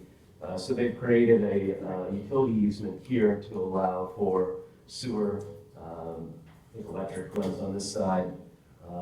And gas, I think right now is coming in through this side. I think there is potential that the gas company's gonna run a gas line down Parker so they can bring in a new gas line as well. Wasn't there a walk up on the left going up to the house before? No. What was that, what, just to Here, there? I can show you the area. No, I really thought, I could have sworn it was. Yeah, on the left here, this is the existing view. Oh, I see it. So this is a fence line that No. runs up here. This is really steep. I mean, from here to this, Oh, I it's know. almost 20 feet in height. At least, all right. Yeah, all it's right. very, very steep.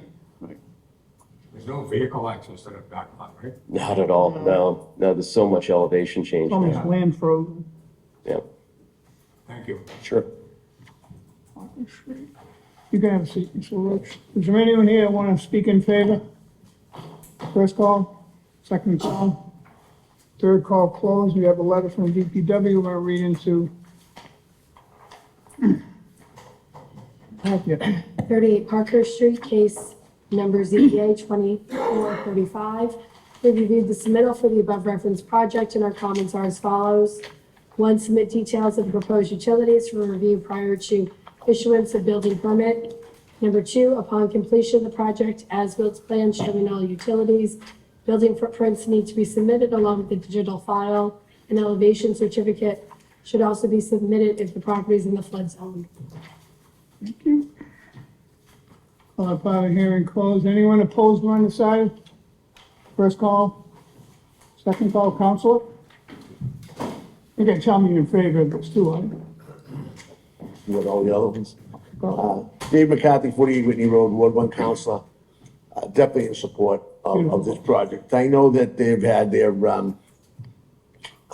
trials and tribulations down there, and as Brian indicated, it's a tough lot because it has the hill, and we're very familiar with it down in House Neck and on Parker. Yeah, but I think the change from the renovation now to creating a brand-new home down there would just be great for Parker, so I'm in full support. Thank you, Thank you. Counselor. Thank you for hanging in tonight. Last call? Public hearing closed. I'll be voting in favor. I think this is a beautiful home. I think they did a good job. I'm glad they changed their mind because that was a nightmare going on down there with the poor people. I feel bad for them. And Stevie, I'll be voting in favor. I'm in favor. have a motion, please. Okay. Mr. Chairman, regarding case ZBA 2435, Brian LaRoche for variance, finding and special permit floodplain to demolish the existing single-family structure and replace it with a flood-compliant single-family dwelling on the premises numbered 38 Parkhurst Street, Quincy, Mass. I make a motion to vote in favor to grant the variance. Second. On the motion, seeing none, all in favor? Aye. Aye, opposed? So moved. Further on to tonight's business, ZBA 2436, Steve Quinto for variance to widen the driveway and erect a cupola on the premises numbered 78 Bellevue. Applicant, Counselor, you're up. Thank you, Mr. Chairman. Rob Fleming, from Fleming and Fleming. I do represent the applicant, Stephen Chiedo. I had trouble with that too, Mr. Chairman. Yeah. I'm sure I'm not even Not my pronouncing it best. right. So again, the proposal here is 78 Bellevue Road. Hopefully, it's a relatively simple matter this evening. The lot itself at 78 Bellevue is a little over 8,700 square foot lot, presently improved by a single-family residence. I will note to the board that Mr. Chiodo built an addition recently, which was by right.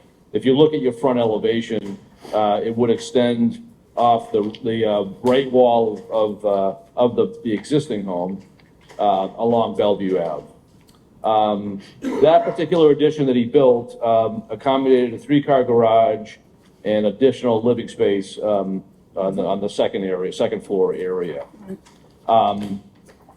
I think what was missing a little bit in the intentions of using the existing driveway off Bellevue, which is about 22 feet wide, to navigate the driveway into all 3 garages. You know, it became very, very difficult for him to navigate this driveway of that width to all 3 of the garages that he built.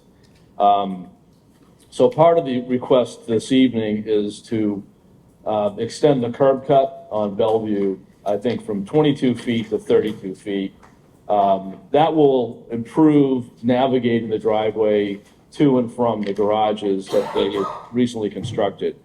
It will also, when you're exiting back onto Bellevue, because I think the neighbor has shrubbery, it allows better visibility when you're exiting out of the driveway back onto Bellevue as well. So it's going to help. If you pull to the right when you're coming out, you mean? Yeah, it'll help in that respect as well. What's all the junk in his yard over there on the right side?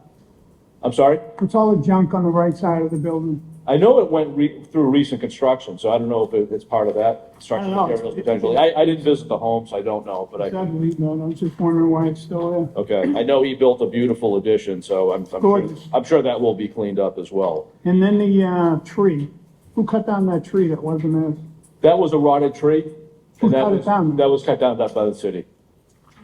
I didn't know what I hear. I got a letter here, but I'll bring that up right after. No, that was a conversation I did have with him, and that was by the city, the Parks Department had, because it was a damaged and dead tree really, so it had to come down. Okay, That's what I'm being told. okay. Secondly, this evening, before you, above that living area on the second floor, above the garages, he was proposing to do a cupola.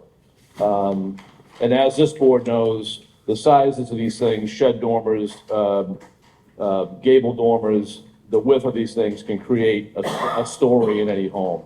The size of this, I think, is 13 feet by 13 feet on that roof. Although we're requesting height relief for the number of stories, it's because that essentially creates a 3rd story.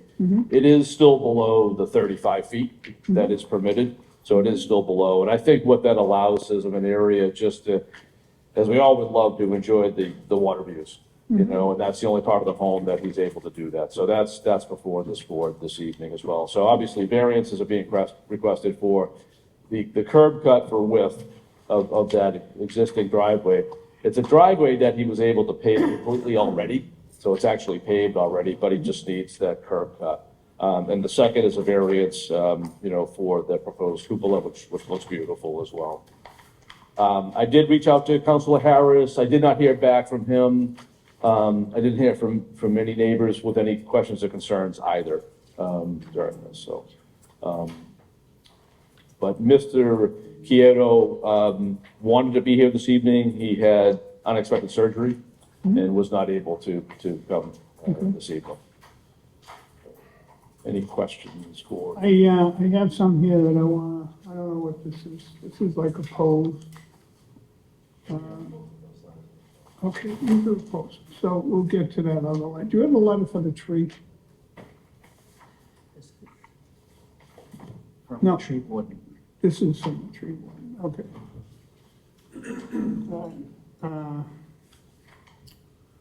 want this read into the record so we understand what we're talking about.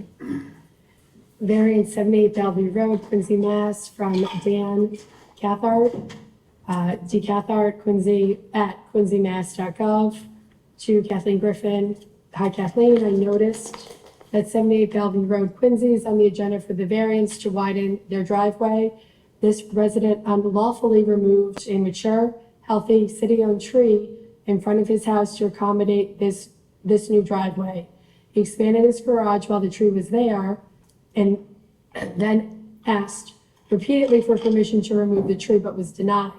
The tree mysteriously vanished over the week of March 30th to April 1st. The stump is still there. I have appraised the value of the tree at $5,200. I'd like to request that a condition of this variance, he fulfill the requirement of the city's tree protection ordinance and pay $5,200 payable to City of Quincy Parks and Forestry.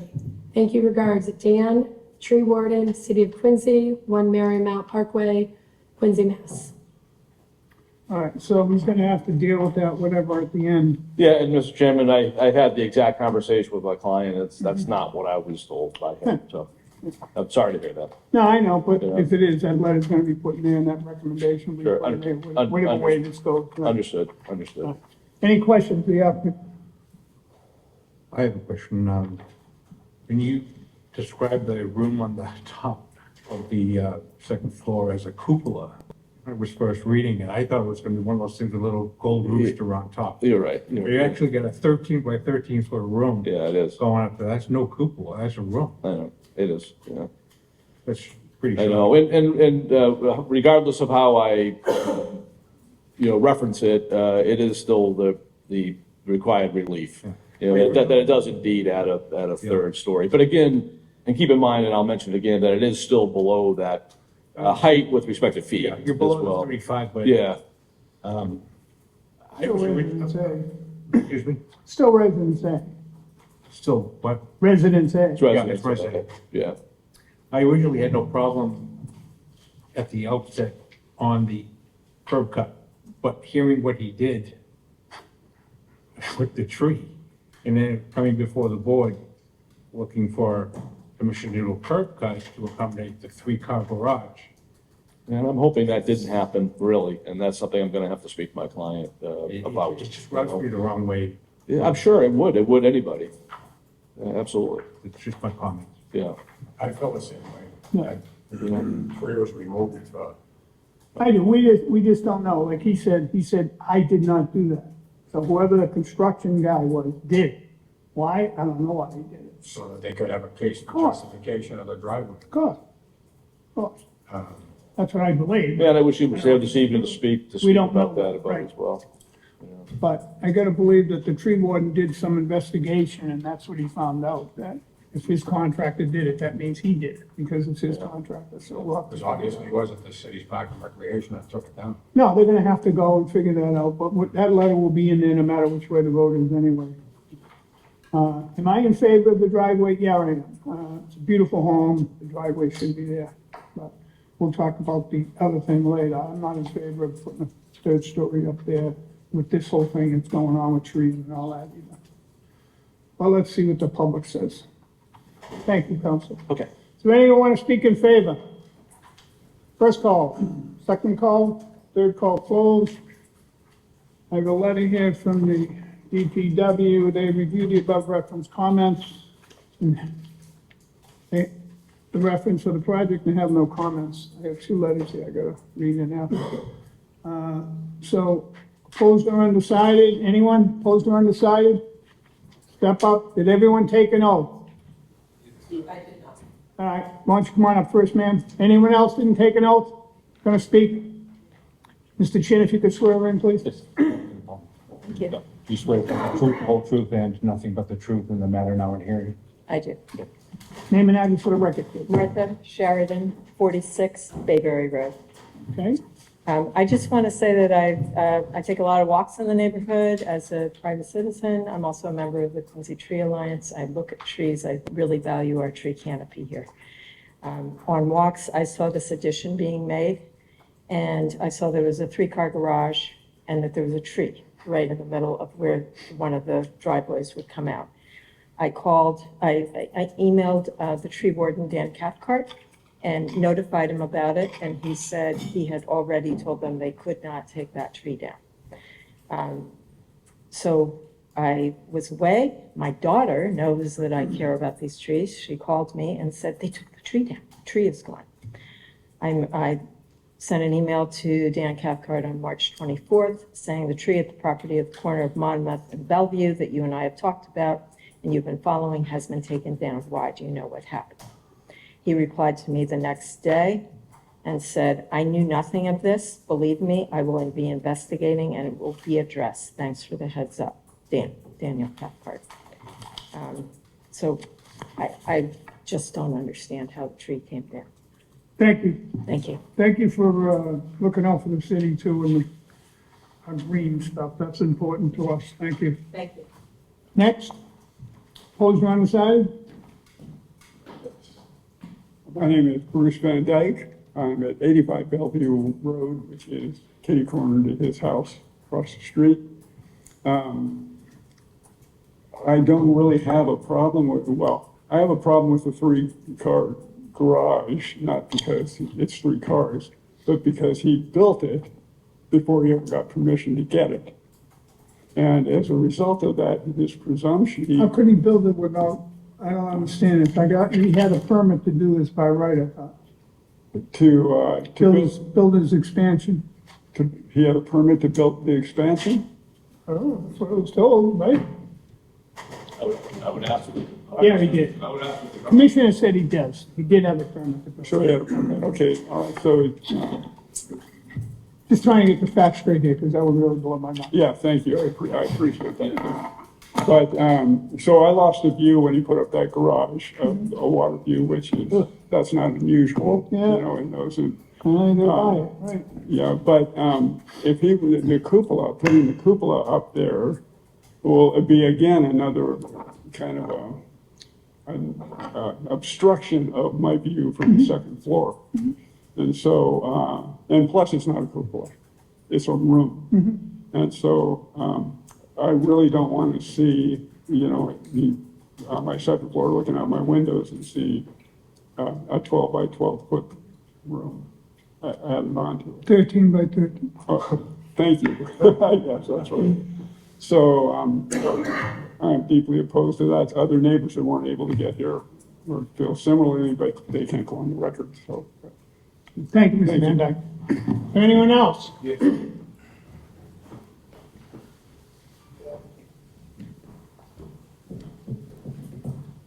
I knew they were all here together, we've done it first. That'd have been nice, yeah.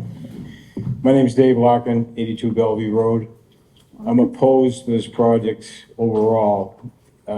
I have concerns with this being short-term rental.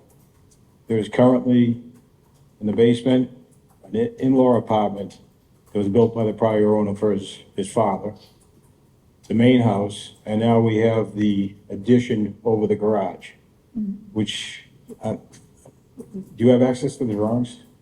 Yeah, we have it set here. Okay. If you look at the drawings. Yep. Over the garage, he's got one room tagged as an office and another room not tagged at all, and a bathroom right in between them. And if this set of variance drawings, no one's brought it up, but he's asking to put a bar sink in. No one, oh, he probably is, for the room upstairs? Yeah, Oh, of course. When you want one? Garage. what's that? When you want one? Well, no, what I don't want is, When you want one? I have one, Oh, yeah. but I don't have a kitchen,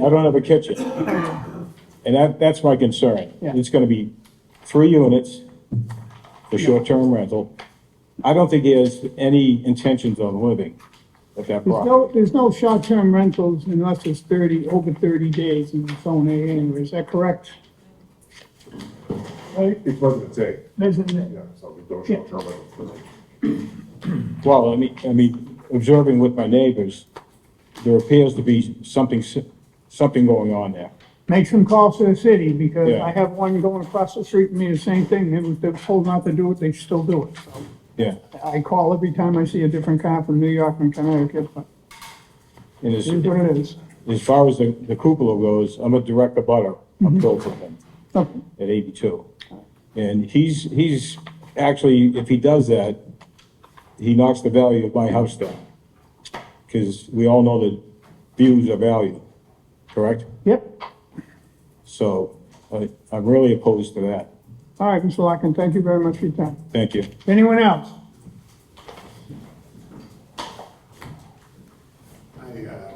Walter Whelan, 12 Bay Road. Whelan? Yep, Whelan. Oh, Whelan, okay. I abut that Bayberry, Bellevue Road, kitty corner in the back. And if you're saying that you need this cupola for some kind of view, he's got a porch on the back that goes from that wall to that wall. He's probably got the best view up there, so it's baloney. And any cupola that you would put on would be to ventilate a roof. You can walk through Home Depot and get like 50 things to ventilate your roof without going up a third story. I mean, that's just one thing after another, you know? He's gonna do all this stuff and then have you try to catch him afterwards, you know? There's already 3 families living here, so. You figure it out, you know? Commissioner knows. That's it. Anyone else? Second call, third call it part of the hearing closed. I won't be voting for I gotta go back to, I have 2 letters here and our polls have to go into the record, I'm sorry. We'll go back. KCBA 2436 from Rance Gillespie, her email address to Kathy Noonan. I am firmly against this application for a cupola that exceeds height requirements and the driveway parking that exceeds dimensional requirements. Rance Gillespie at 22 Bayberry Road. From Gerald Fontana, located at 54 Standish Road. And Gerald Fontana, 54 Standish Road. I'm against the approval of the variance requested by the owner of 78 Bellevue Road. Given that much of the work on the variance is completed before any approvals, I would not allow future work to be approved. Thank you, Gerald Fontana, 54 Standish Road, Squantum. Thank you. Call that part of the hearing closed now.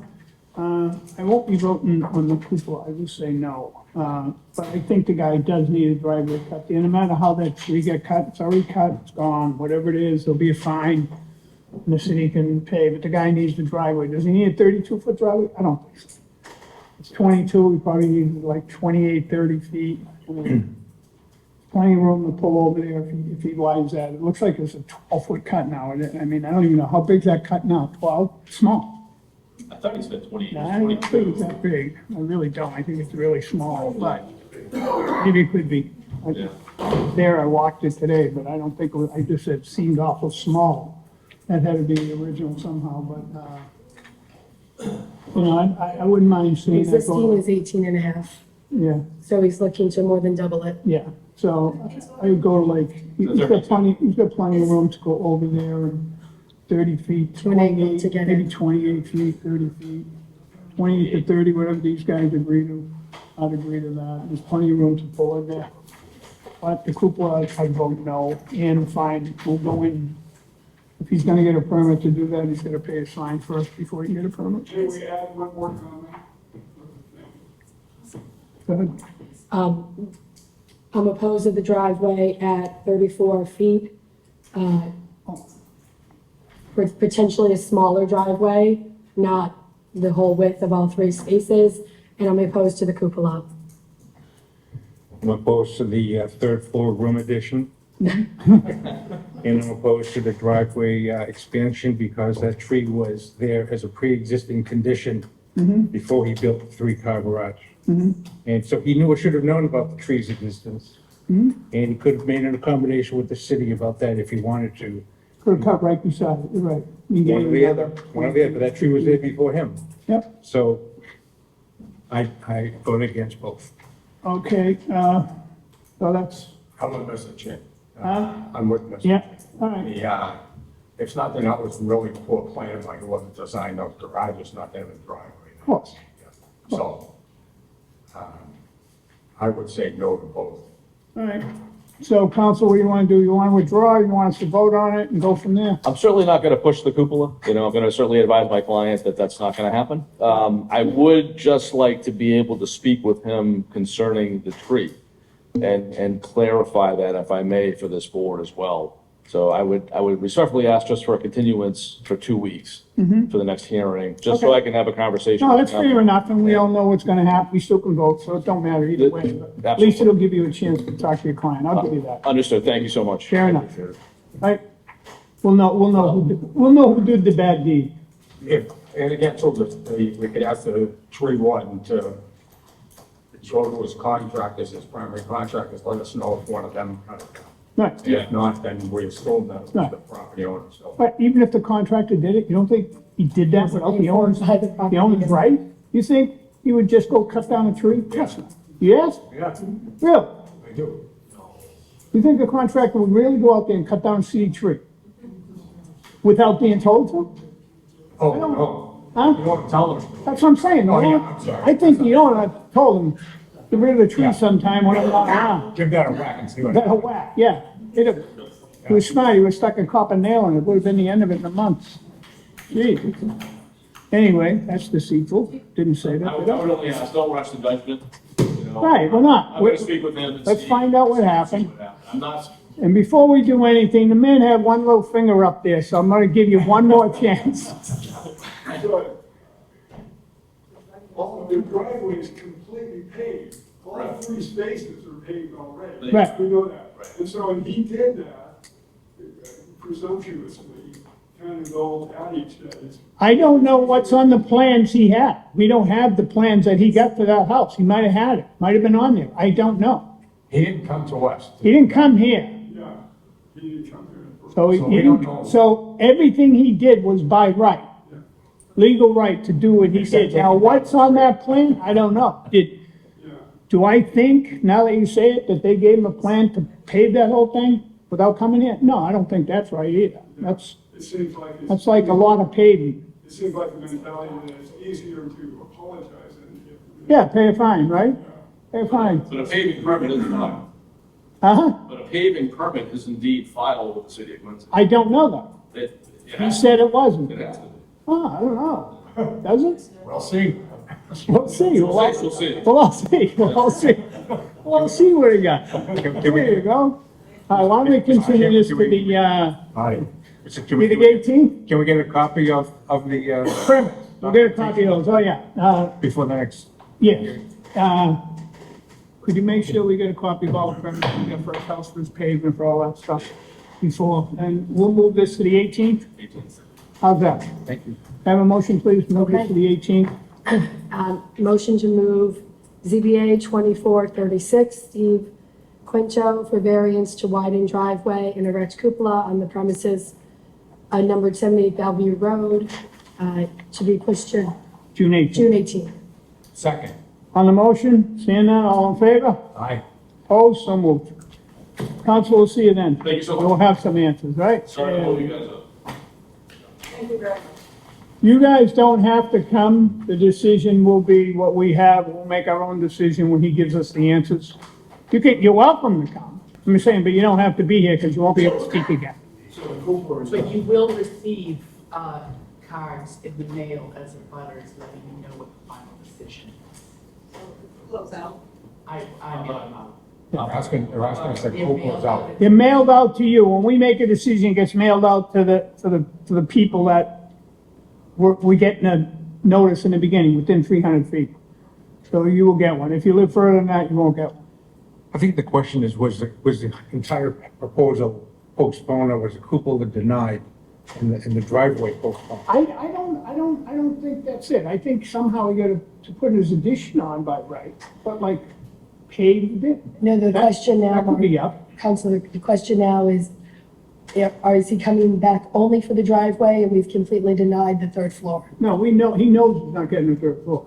There's no way anyone here is gonna, he even agreed with me. I get it, you don't want the third floor. They just wanted to know. Yeah, they're not getting the third floor. There's no, but let's talk about his driveway, and who's at fault for doing what here? And who did what? Someone did something, there's a tree missing, a $5,800 tree.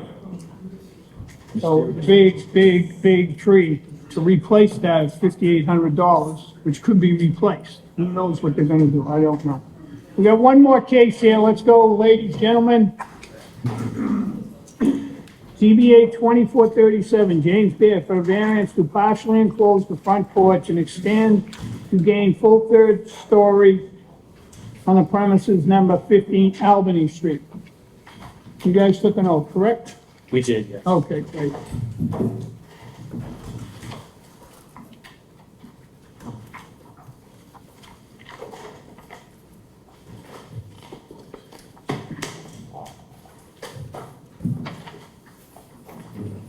All right.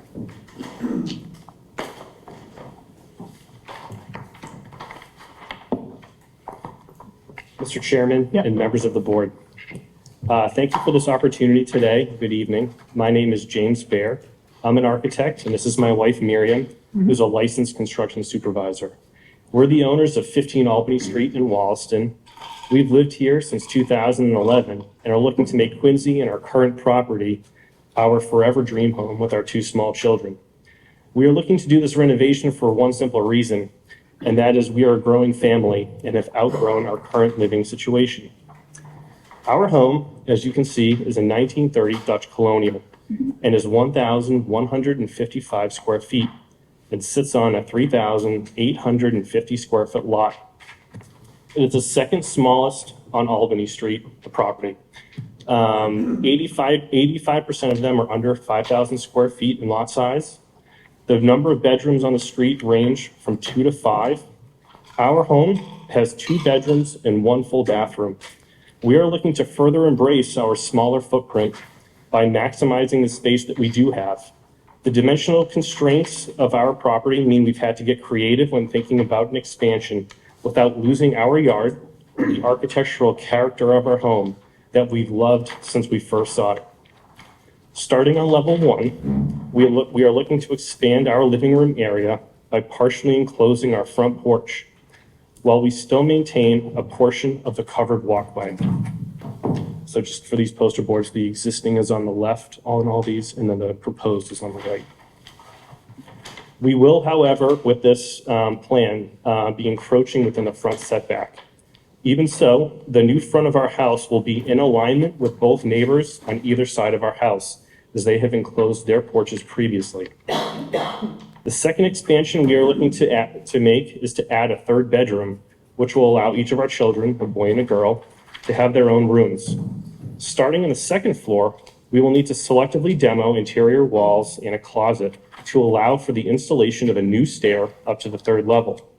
We are proposing to utilize our attic space and convert it to a full 3rd floor. We would not be exceeding the 35-foot zoning height in any way, and the 3rd floor would still be under an angled roof. Due to the site constraints I mentioned previously and the desire to maintain our current yard and existing architectural character and massing, going up is the only realistic way that we can achieve the additional bedroom, replacement for our office, and a 2nd bathroom, plus the added stairs and means to gain access. The 3rd floor new roof line are effectively 4 gable ends on each of the facades with small dormers on the back of the house. These dormers are located above the new bathroom and a small office on the 3rd floor in order to achieve a ceiling height of 7'6". The dormers are facing the backyard to be mindful of and help with the scale of the addition along Albany Street. The 3rd bedroom by code requires an additional parking space. We are requesting relief from this requirement as we currently have 2 parking spaces, but only have 2 vehicles. We do not want to lose more landscaping and encroach onto our backyard and patio. And frankly, by extending the driveway, we'll be very tight as we move closer towards the backyard due to our existing fence. We both also work in Boston and generally commute together, or we walk to the T and take the red line from Wollaston. The intent with our renovation has been to simply make this house work for our growing family by doing so in a meaningful way without something that is excessive or out of character with our neighborhood. This renovation would increase our house from 1,155 square feet up to 1,800 square feet, which would make a big difference in our way of life. Even by changing the roof line, We believe that the design is contextual and fits within the character of the neighborhood and represents a New England architecture. The exterior material we are proposing is a white cementitious hardy board siding, a mixture of both plank and shingle siding, PVC accent trim, and asphalt roof shingles. We will also be upgrading our HVAC system to be more energy efficient. Since we submitted this application and the notification of our intent was distributed to all abutters within 300 feet of our house, we have spoke with the majority of our neighbors on Albany Street about our desire to stay here and have showed them renderings and plans, and they have offered us their support. 3 of them are here today, still left with us. While I understand there are requirements for submitting documents, we did collect 6 signatures from 15 neighbors to support our project, including each owner directly abutting our property, front, back, left, and right. We love our neighbors and our street. I just want to reiterate that. And while we have outgrown our current living situation, we would love to stay here in this home in our community and further enhance our living situation. We hope you'll consider our application, and we appreciate your time tonight. Thank you. Here's my only thought. You do it, another 12 people on the street will want to do this for a third floor, a full third floor. I get you want to stay here. But you got a 3,800 square foot lot, and I just didn't know why you didn't bring that out to the windows that you're gonna put in under here. Bring your second floor all the way out, go straight up, and gain another, I think, yeah, I understand. And raise, put a 3-foot knee walls on, and you have one little dormer that for your stairs to go up, and your master suite upstairs. It's just why you didn't do that instead of, you just put a new roof on and moving the front part, right? Correct. Huh? I see what you want to do. Okay, any questions? No questions. I could circle the 3 floors as well in the dimensional form issue. I have no problem with the front setback issue. You're relatively close to the T, so even though you have 2 tandem, third parking space didn't bother me that much. But the 3rd floor is kind of high. I don't know, maybe you might consider the chairman's suggestion. Those are my thoughts. Sure. Yeah, I'm comfortable with most everything. It's just that the 3rd floor in that area just, so it's a little overwhelming. Full.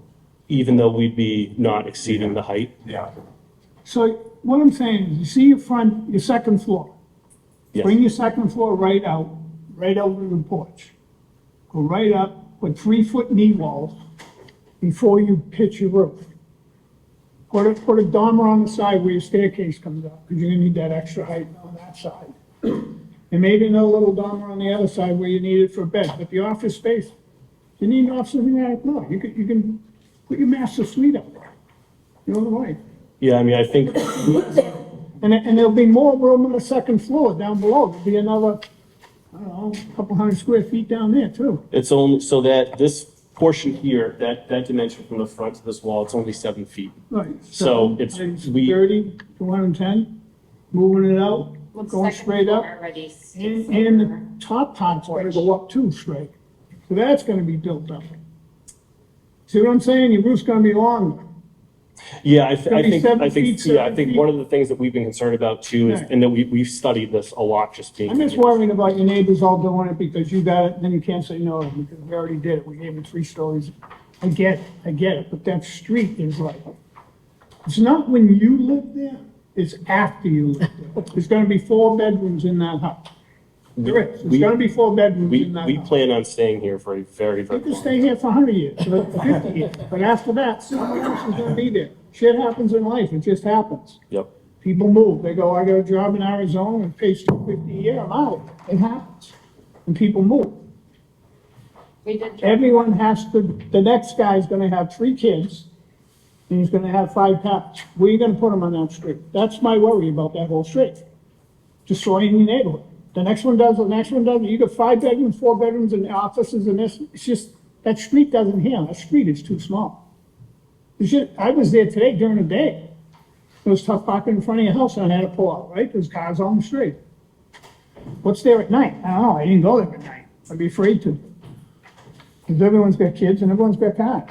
My kid deserves a car. I don't know why he deserves a car, but people think that way. I just think there's a better way than putting a third story on there. You could put 3-foot knee walls, make a nice master suite upstairs, put a couple smaller dormers on each side, have your bedrooms up there and everything else. I don't know. I just think the third floor, it doesn't do well for when you're in a residence A. And you only got 3,000 square feet. It's not like you have 7,000 square feet, you could put some in the back, raised it. You don't have it. I get it. You love the place. I get that. But there's another way to fix that house. There is 3 homes at the end of our street and down the road that all have third stories. Probably did, before zoning and all that, probably did. I just don't think it's fair to. It's under construction. No. To me, I don't think it's fair. That's all I can say. It's 3 stories.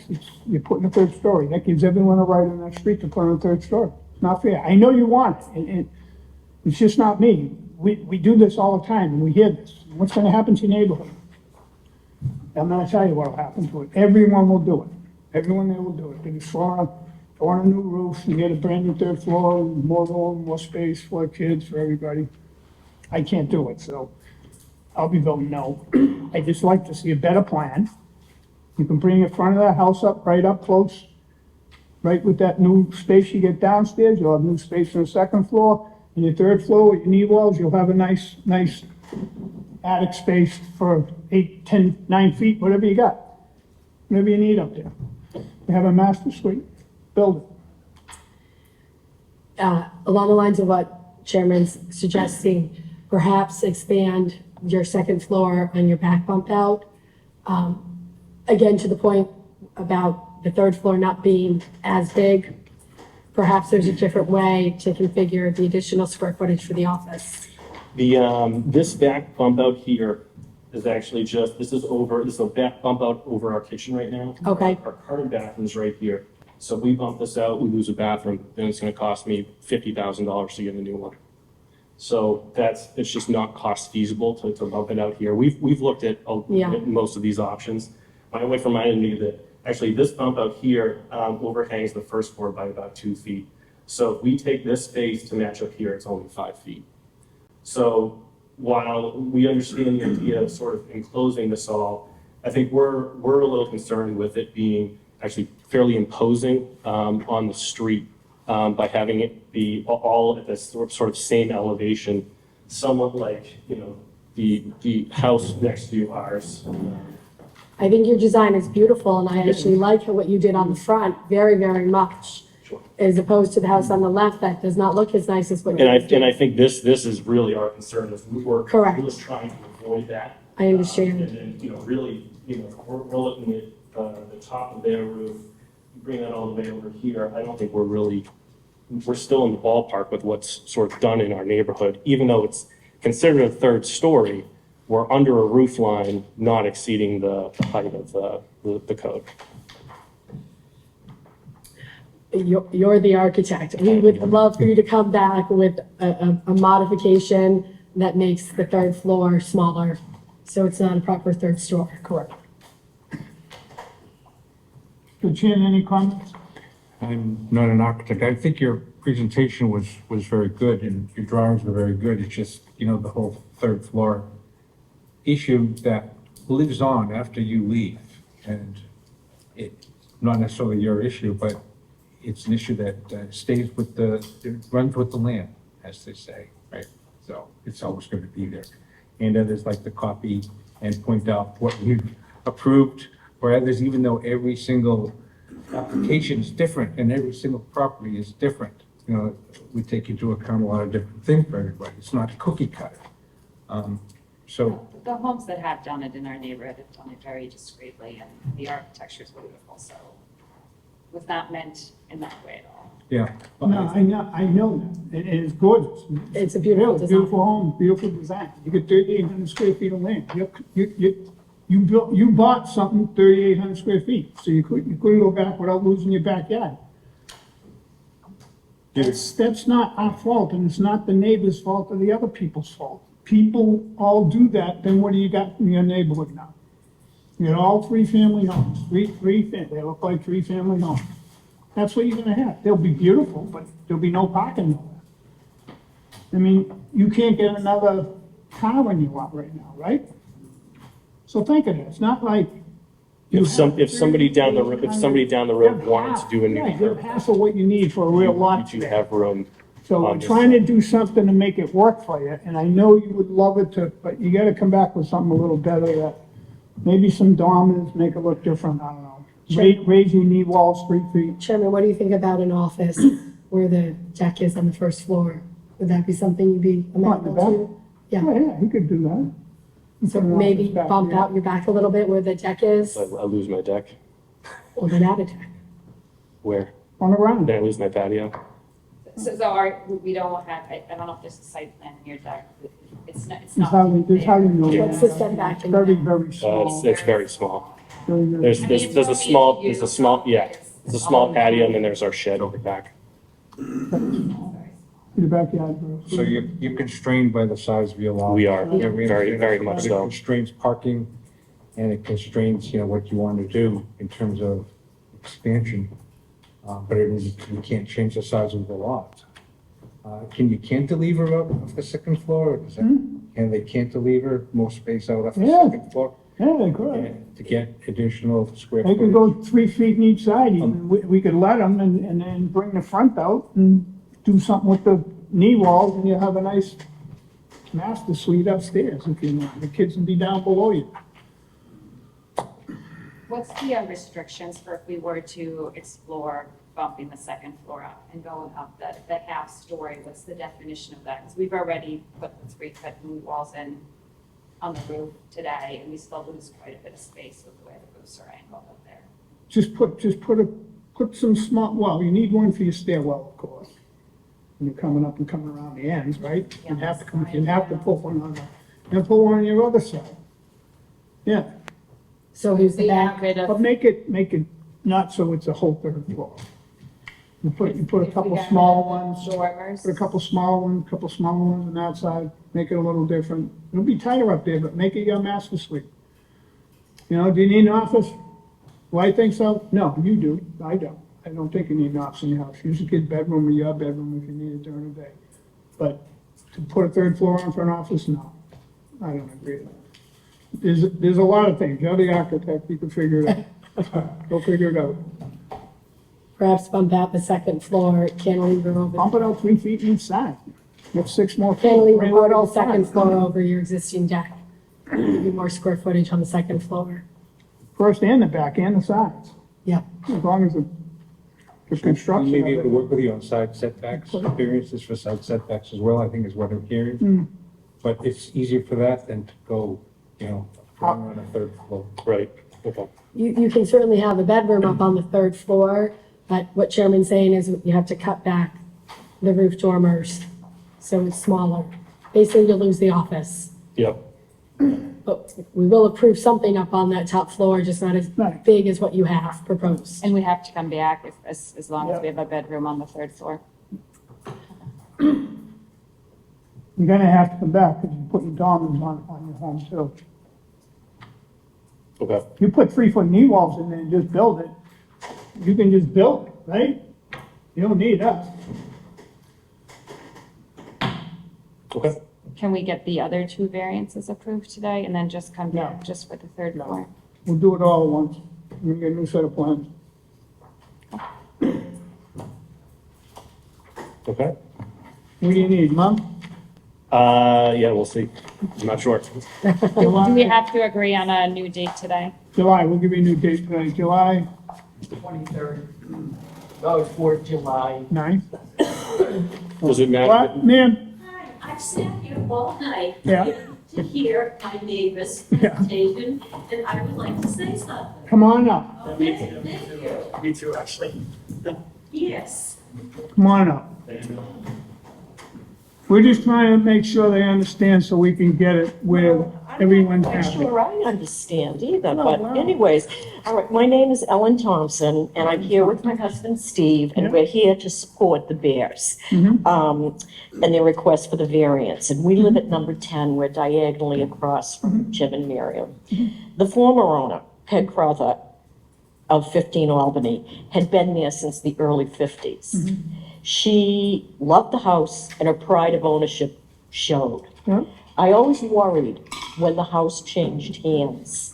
What's gonna happen? Right, what's gonna happen? Is everybody going to feel the same way about this property? Since the Bears bought the property in 2011, they've been wonderful stewards of that property and continue to improve it. They've talked about things, what they've done with their deck in the back, and they're just so incredibly respectful. We had no doubt, and I'm talking, all of the immediate abutters have no problem with this. You do. Right, that's my job.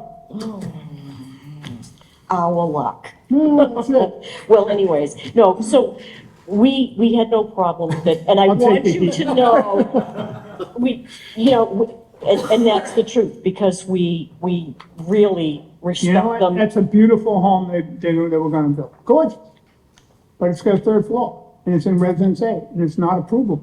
That's just But not, isn't it, not right. no, what I don't understand, Because it's the a rest of the third neighbors floor, got but one and a half isn't there a stories height and this, and then they'll want a three-story building. Listen, Just you're saying. preaching to the choir. I live in 900 square feet, basically, for 44 years with this gentleman. Hey, you're lucky Not- guy. Not an easy thing. Not an easy thing. But I just want you with an open mind. I mean, I know that you've poo-pooed this now. We do. But these kids, they love the neighborhood. We love them. We're trying to help them get something. I know. But they also want them too with a little personality. I mean, I did hear you say, well, just bump this up. This, it's gonna be a square box. No, It's no, not no, gonna have any you put some personality. dormers on it and make it look nice. Small dormers can look nice. Okay. It'll be nice. Welcome them back with some modifications to the design. Okay, but we'll be back with them. Okay, And we'll good. bring more Glad of to the hear. troops. All right. Anyone else want to say something? Come on up. Yes, sir. No, it's getting late. Waiting a long No, time. no, you did. So Jerry Ford, I live at 14 Albany Street, right across the street. So I've lived there 40 years. So when I moved there, we had our 4 kids. Well, we had 1 kid, but a couple of years later, the house was just a 2-bedroom bungalow. As you've seen, a lot of the houses are smallish. Yeah. Really nice neighborhood. Yeah. People love it, sought after. But there has been stuff that's been going on there over the years, and I'm one of them. So in order for me to stay there when we had more kids, we basically doubled the size of our house right across the street. If you were there, you saw it, it's the gray one. Some of the cars you might have seen, we're having the kitchen remodeled, so there was a lot of trucks and cars in front of our house over the last 2 months. But typically not so bad. It's not a cut through in any way. Right. For sure, right. Right there, I mean, there's always gonna be a couple of cars parked outside just because people have more, cars. Right. But, not a traffic area, so that to me is not really a concern. My real concern is that these guys are like awesome, right? They have 2 beautiful kids, they're both in Wallaston School. We don't wanna see them move. We're not gonna move. We're gonna help them out what we can. You know what I mean? We're gonna do the best we can for them with what we can do. So, as far as this 3rd floor thing, this has been kind of an issue for a while here. I've lived in Quincy since '65. Right. Now, I heard the other day that this 3rd floor thing is up for debate for next year. So, I mean, I'd hate to see this all of a sudden pass next year. You can have a 3rd floor, bedroom, whatever it's gonna be. And these guys don't get the house that they really wanted because it changed, like 6 months later. So, I have kind of a problem with that. So But you don't know. We don't know that. And I'm not a future teller. I can't. I can only do what we have, what we work with. Yeah. And if you do it that house, the next 3 houses on that street could do it. The next 4 houses, this side could do it, that side, all the way around. Well, you say that now, but the next person will. Next person will live there. So I mean, we're trying to do everything we can to make sure they get their 3rd floor, but it looks respectable to the rest of the street. But I mean, even my house now is, with their house, new house, I don't even know if it'd be much higher than mine. Even though our third floor is, It's density, our not third the floor height, is density of. But he has 3,800 square feet. When you buy a home, you still gotta think, I'm gonna build, we're gonna have kids, we're gonna have to build bigger house. 'Cause Right. the house is not gonna fit. But they bought it. That's okay, great, glad. But they got certain rules you have to keep in, and you only got a 3,800 square foot lot. It's not like it's sunk into a hill that you could fake a third floor and get away with it. It's right there. Boom, boom, boom, boom, boom. So this board's opinion, and I understand it, would be if these guys decided, well, you know what, I'm gonna move and leave Quincy or whatever, which would be terrible, honestly, and someone else moves in. Yeah. And does nothing to the house, like what's her name did, Crowther did forever, wonderful woman, whatever, but the house was never updated or anything, right? So it didn't help me at all. No. You know, so this would I not only. understand all that, believe me, we go But I through this just don't get every this day. third bedroom thing. We're What's not the problem? saying no to their primary bedroom up there. All right, I'm not gonna debate it, I'm done. No, I'm done. I get it, I just said, I have. We have rules we gotta go by, so, in a very- can we do that? Yeah, but is it fair to the rest of the neighborhood? Do I think? No, I don't think it's fair to give a third story to a street like that, that's so skinny, that everyone else does it. That street, you won't be able to park on. Okay. Why? Because there's gonna be 4 bedrooms in I every mean, house. even if every neighbor signed something and. They can do what they everyone want, that ain't gonna matter. It doesn't. It's not gonna change my mind. I just think they can put 3 foot, you got 3 foot walls. You're adding before your roof. I get it. That gives you a height. Now, a couple dormers gives you a room here and a room there. Yeah. In your master bedrooms, wherever you're on it, and you get the whole thing. You get 3/4 of that floor. I mean, that's the, and it's still a half floor. Okay. Thanks. We're trying to make it a half floor. Thank you. All right, can we make a motion to move this to, Yes. 23rd. July? no, the 9th, right? You want the 23rd, right? Can you give us a little extra time if possible? Would you- Anytime, whatever you need. Don't give you 2 months, 3, whatever you need. 2 months would be. All right, what's this, June, July, August. August, what's the first week in August? I don't even have my phone. What do you need? What's the first week in August? First meeting in August, did you put it in your phone yet? I think so. We're doing the first and third, I think, I right? don't think I did August. Second, But you did the first and third on this month. I did not create this Oh, well. particular Oh, okay. schedule. I was Usually confused by second and that. fourth, I know. I like the first and third, because the second Tuesday, I'm usually busy, but I don't. It's easier when you figure out what it is. No, we gotta put it in here. You know, we What got, he's doing us on the side. no, August. I don't have the ZBA meetings in August. July, we're here July 23rd. Go 2 weeks from July 23rd, it'd be the 7th or something. Should be August 7th. No, I'm wrong. That's June 23rd, right? You get July 23rd is a schedule, right? July 23rd? So what's the second Tuesday in What's the August? second Tuesday in August? August 6th. August 6th. Okay. You would probably do that? 6th of August? That's the first week. The Or is it second- already made? The second Tuesday in August? It's the 13th. No, that's the first Tuesday in August. First Tuesday's the 6th. Yes, Yeah, second one's the 13th. correct. So did you do second and fourth in August? I did second and fourth, I created the schedule for From July, July? just July. through Second and fourth. Second and fourth. Second and fourth, okay, and then we did away with the one in December. Right, I remember doing that. All right, Okay, so 13th. motion. August 13th. August 13th. Motion to move ZBA case 2437 to August 13th. August 13th. And we're coming back to present on that figure. Yes, and what you're gonna do is you're gonna make sure we have that minimum 2 weeks ahead of time. We have, those are in her office so she can mail them to us so we can go look at it again, all right? Sure. Motion If addressed? you need it further, Yes. just call Kathleen and Yeah, she'll help you with anything. with anything that you need.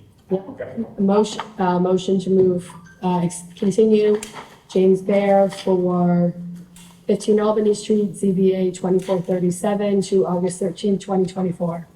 Second. On the motion, seeing none, all in favor? Aye. Aye. Opposed, so moved. Motion adjourned, Yes. Motion adjourned. all in favor? Second. Aye, Aye. aye, aye.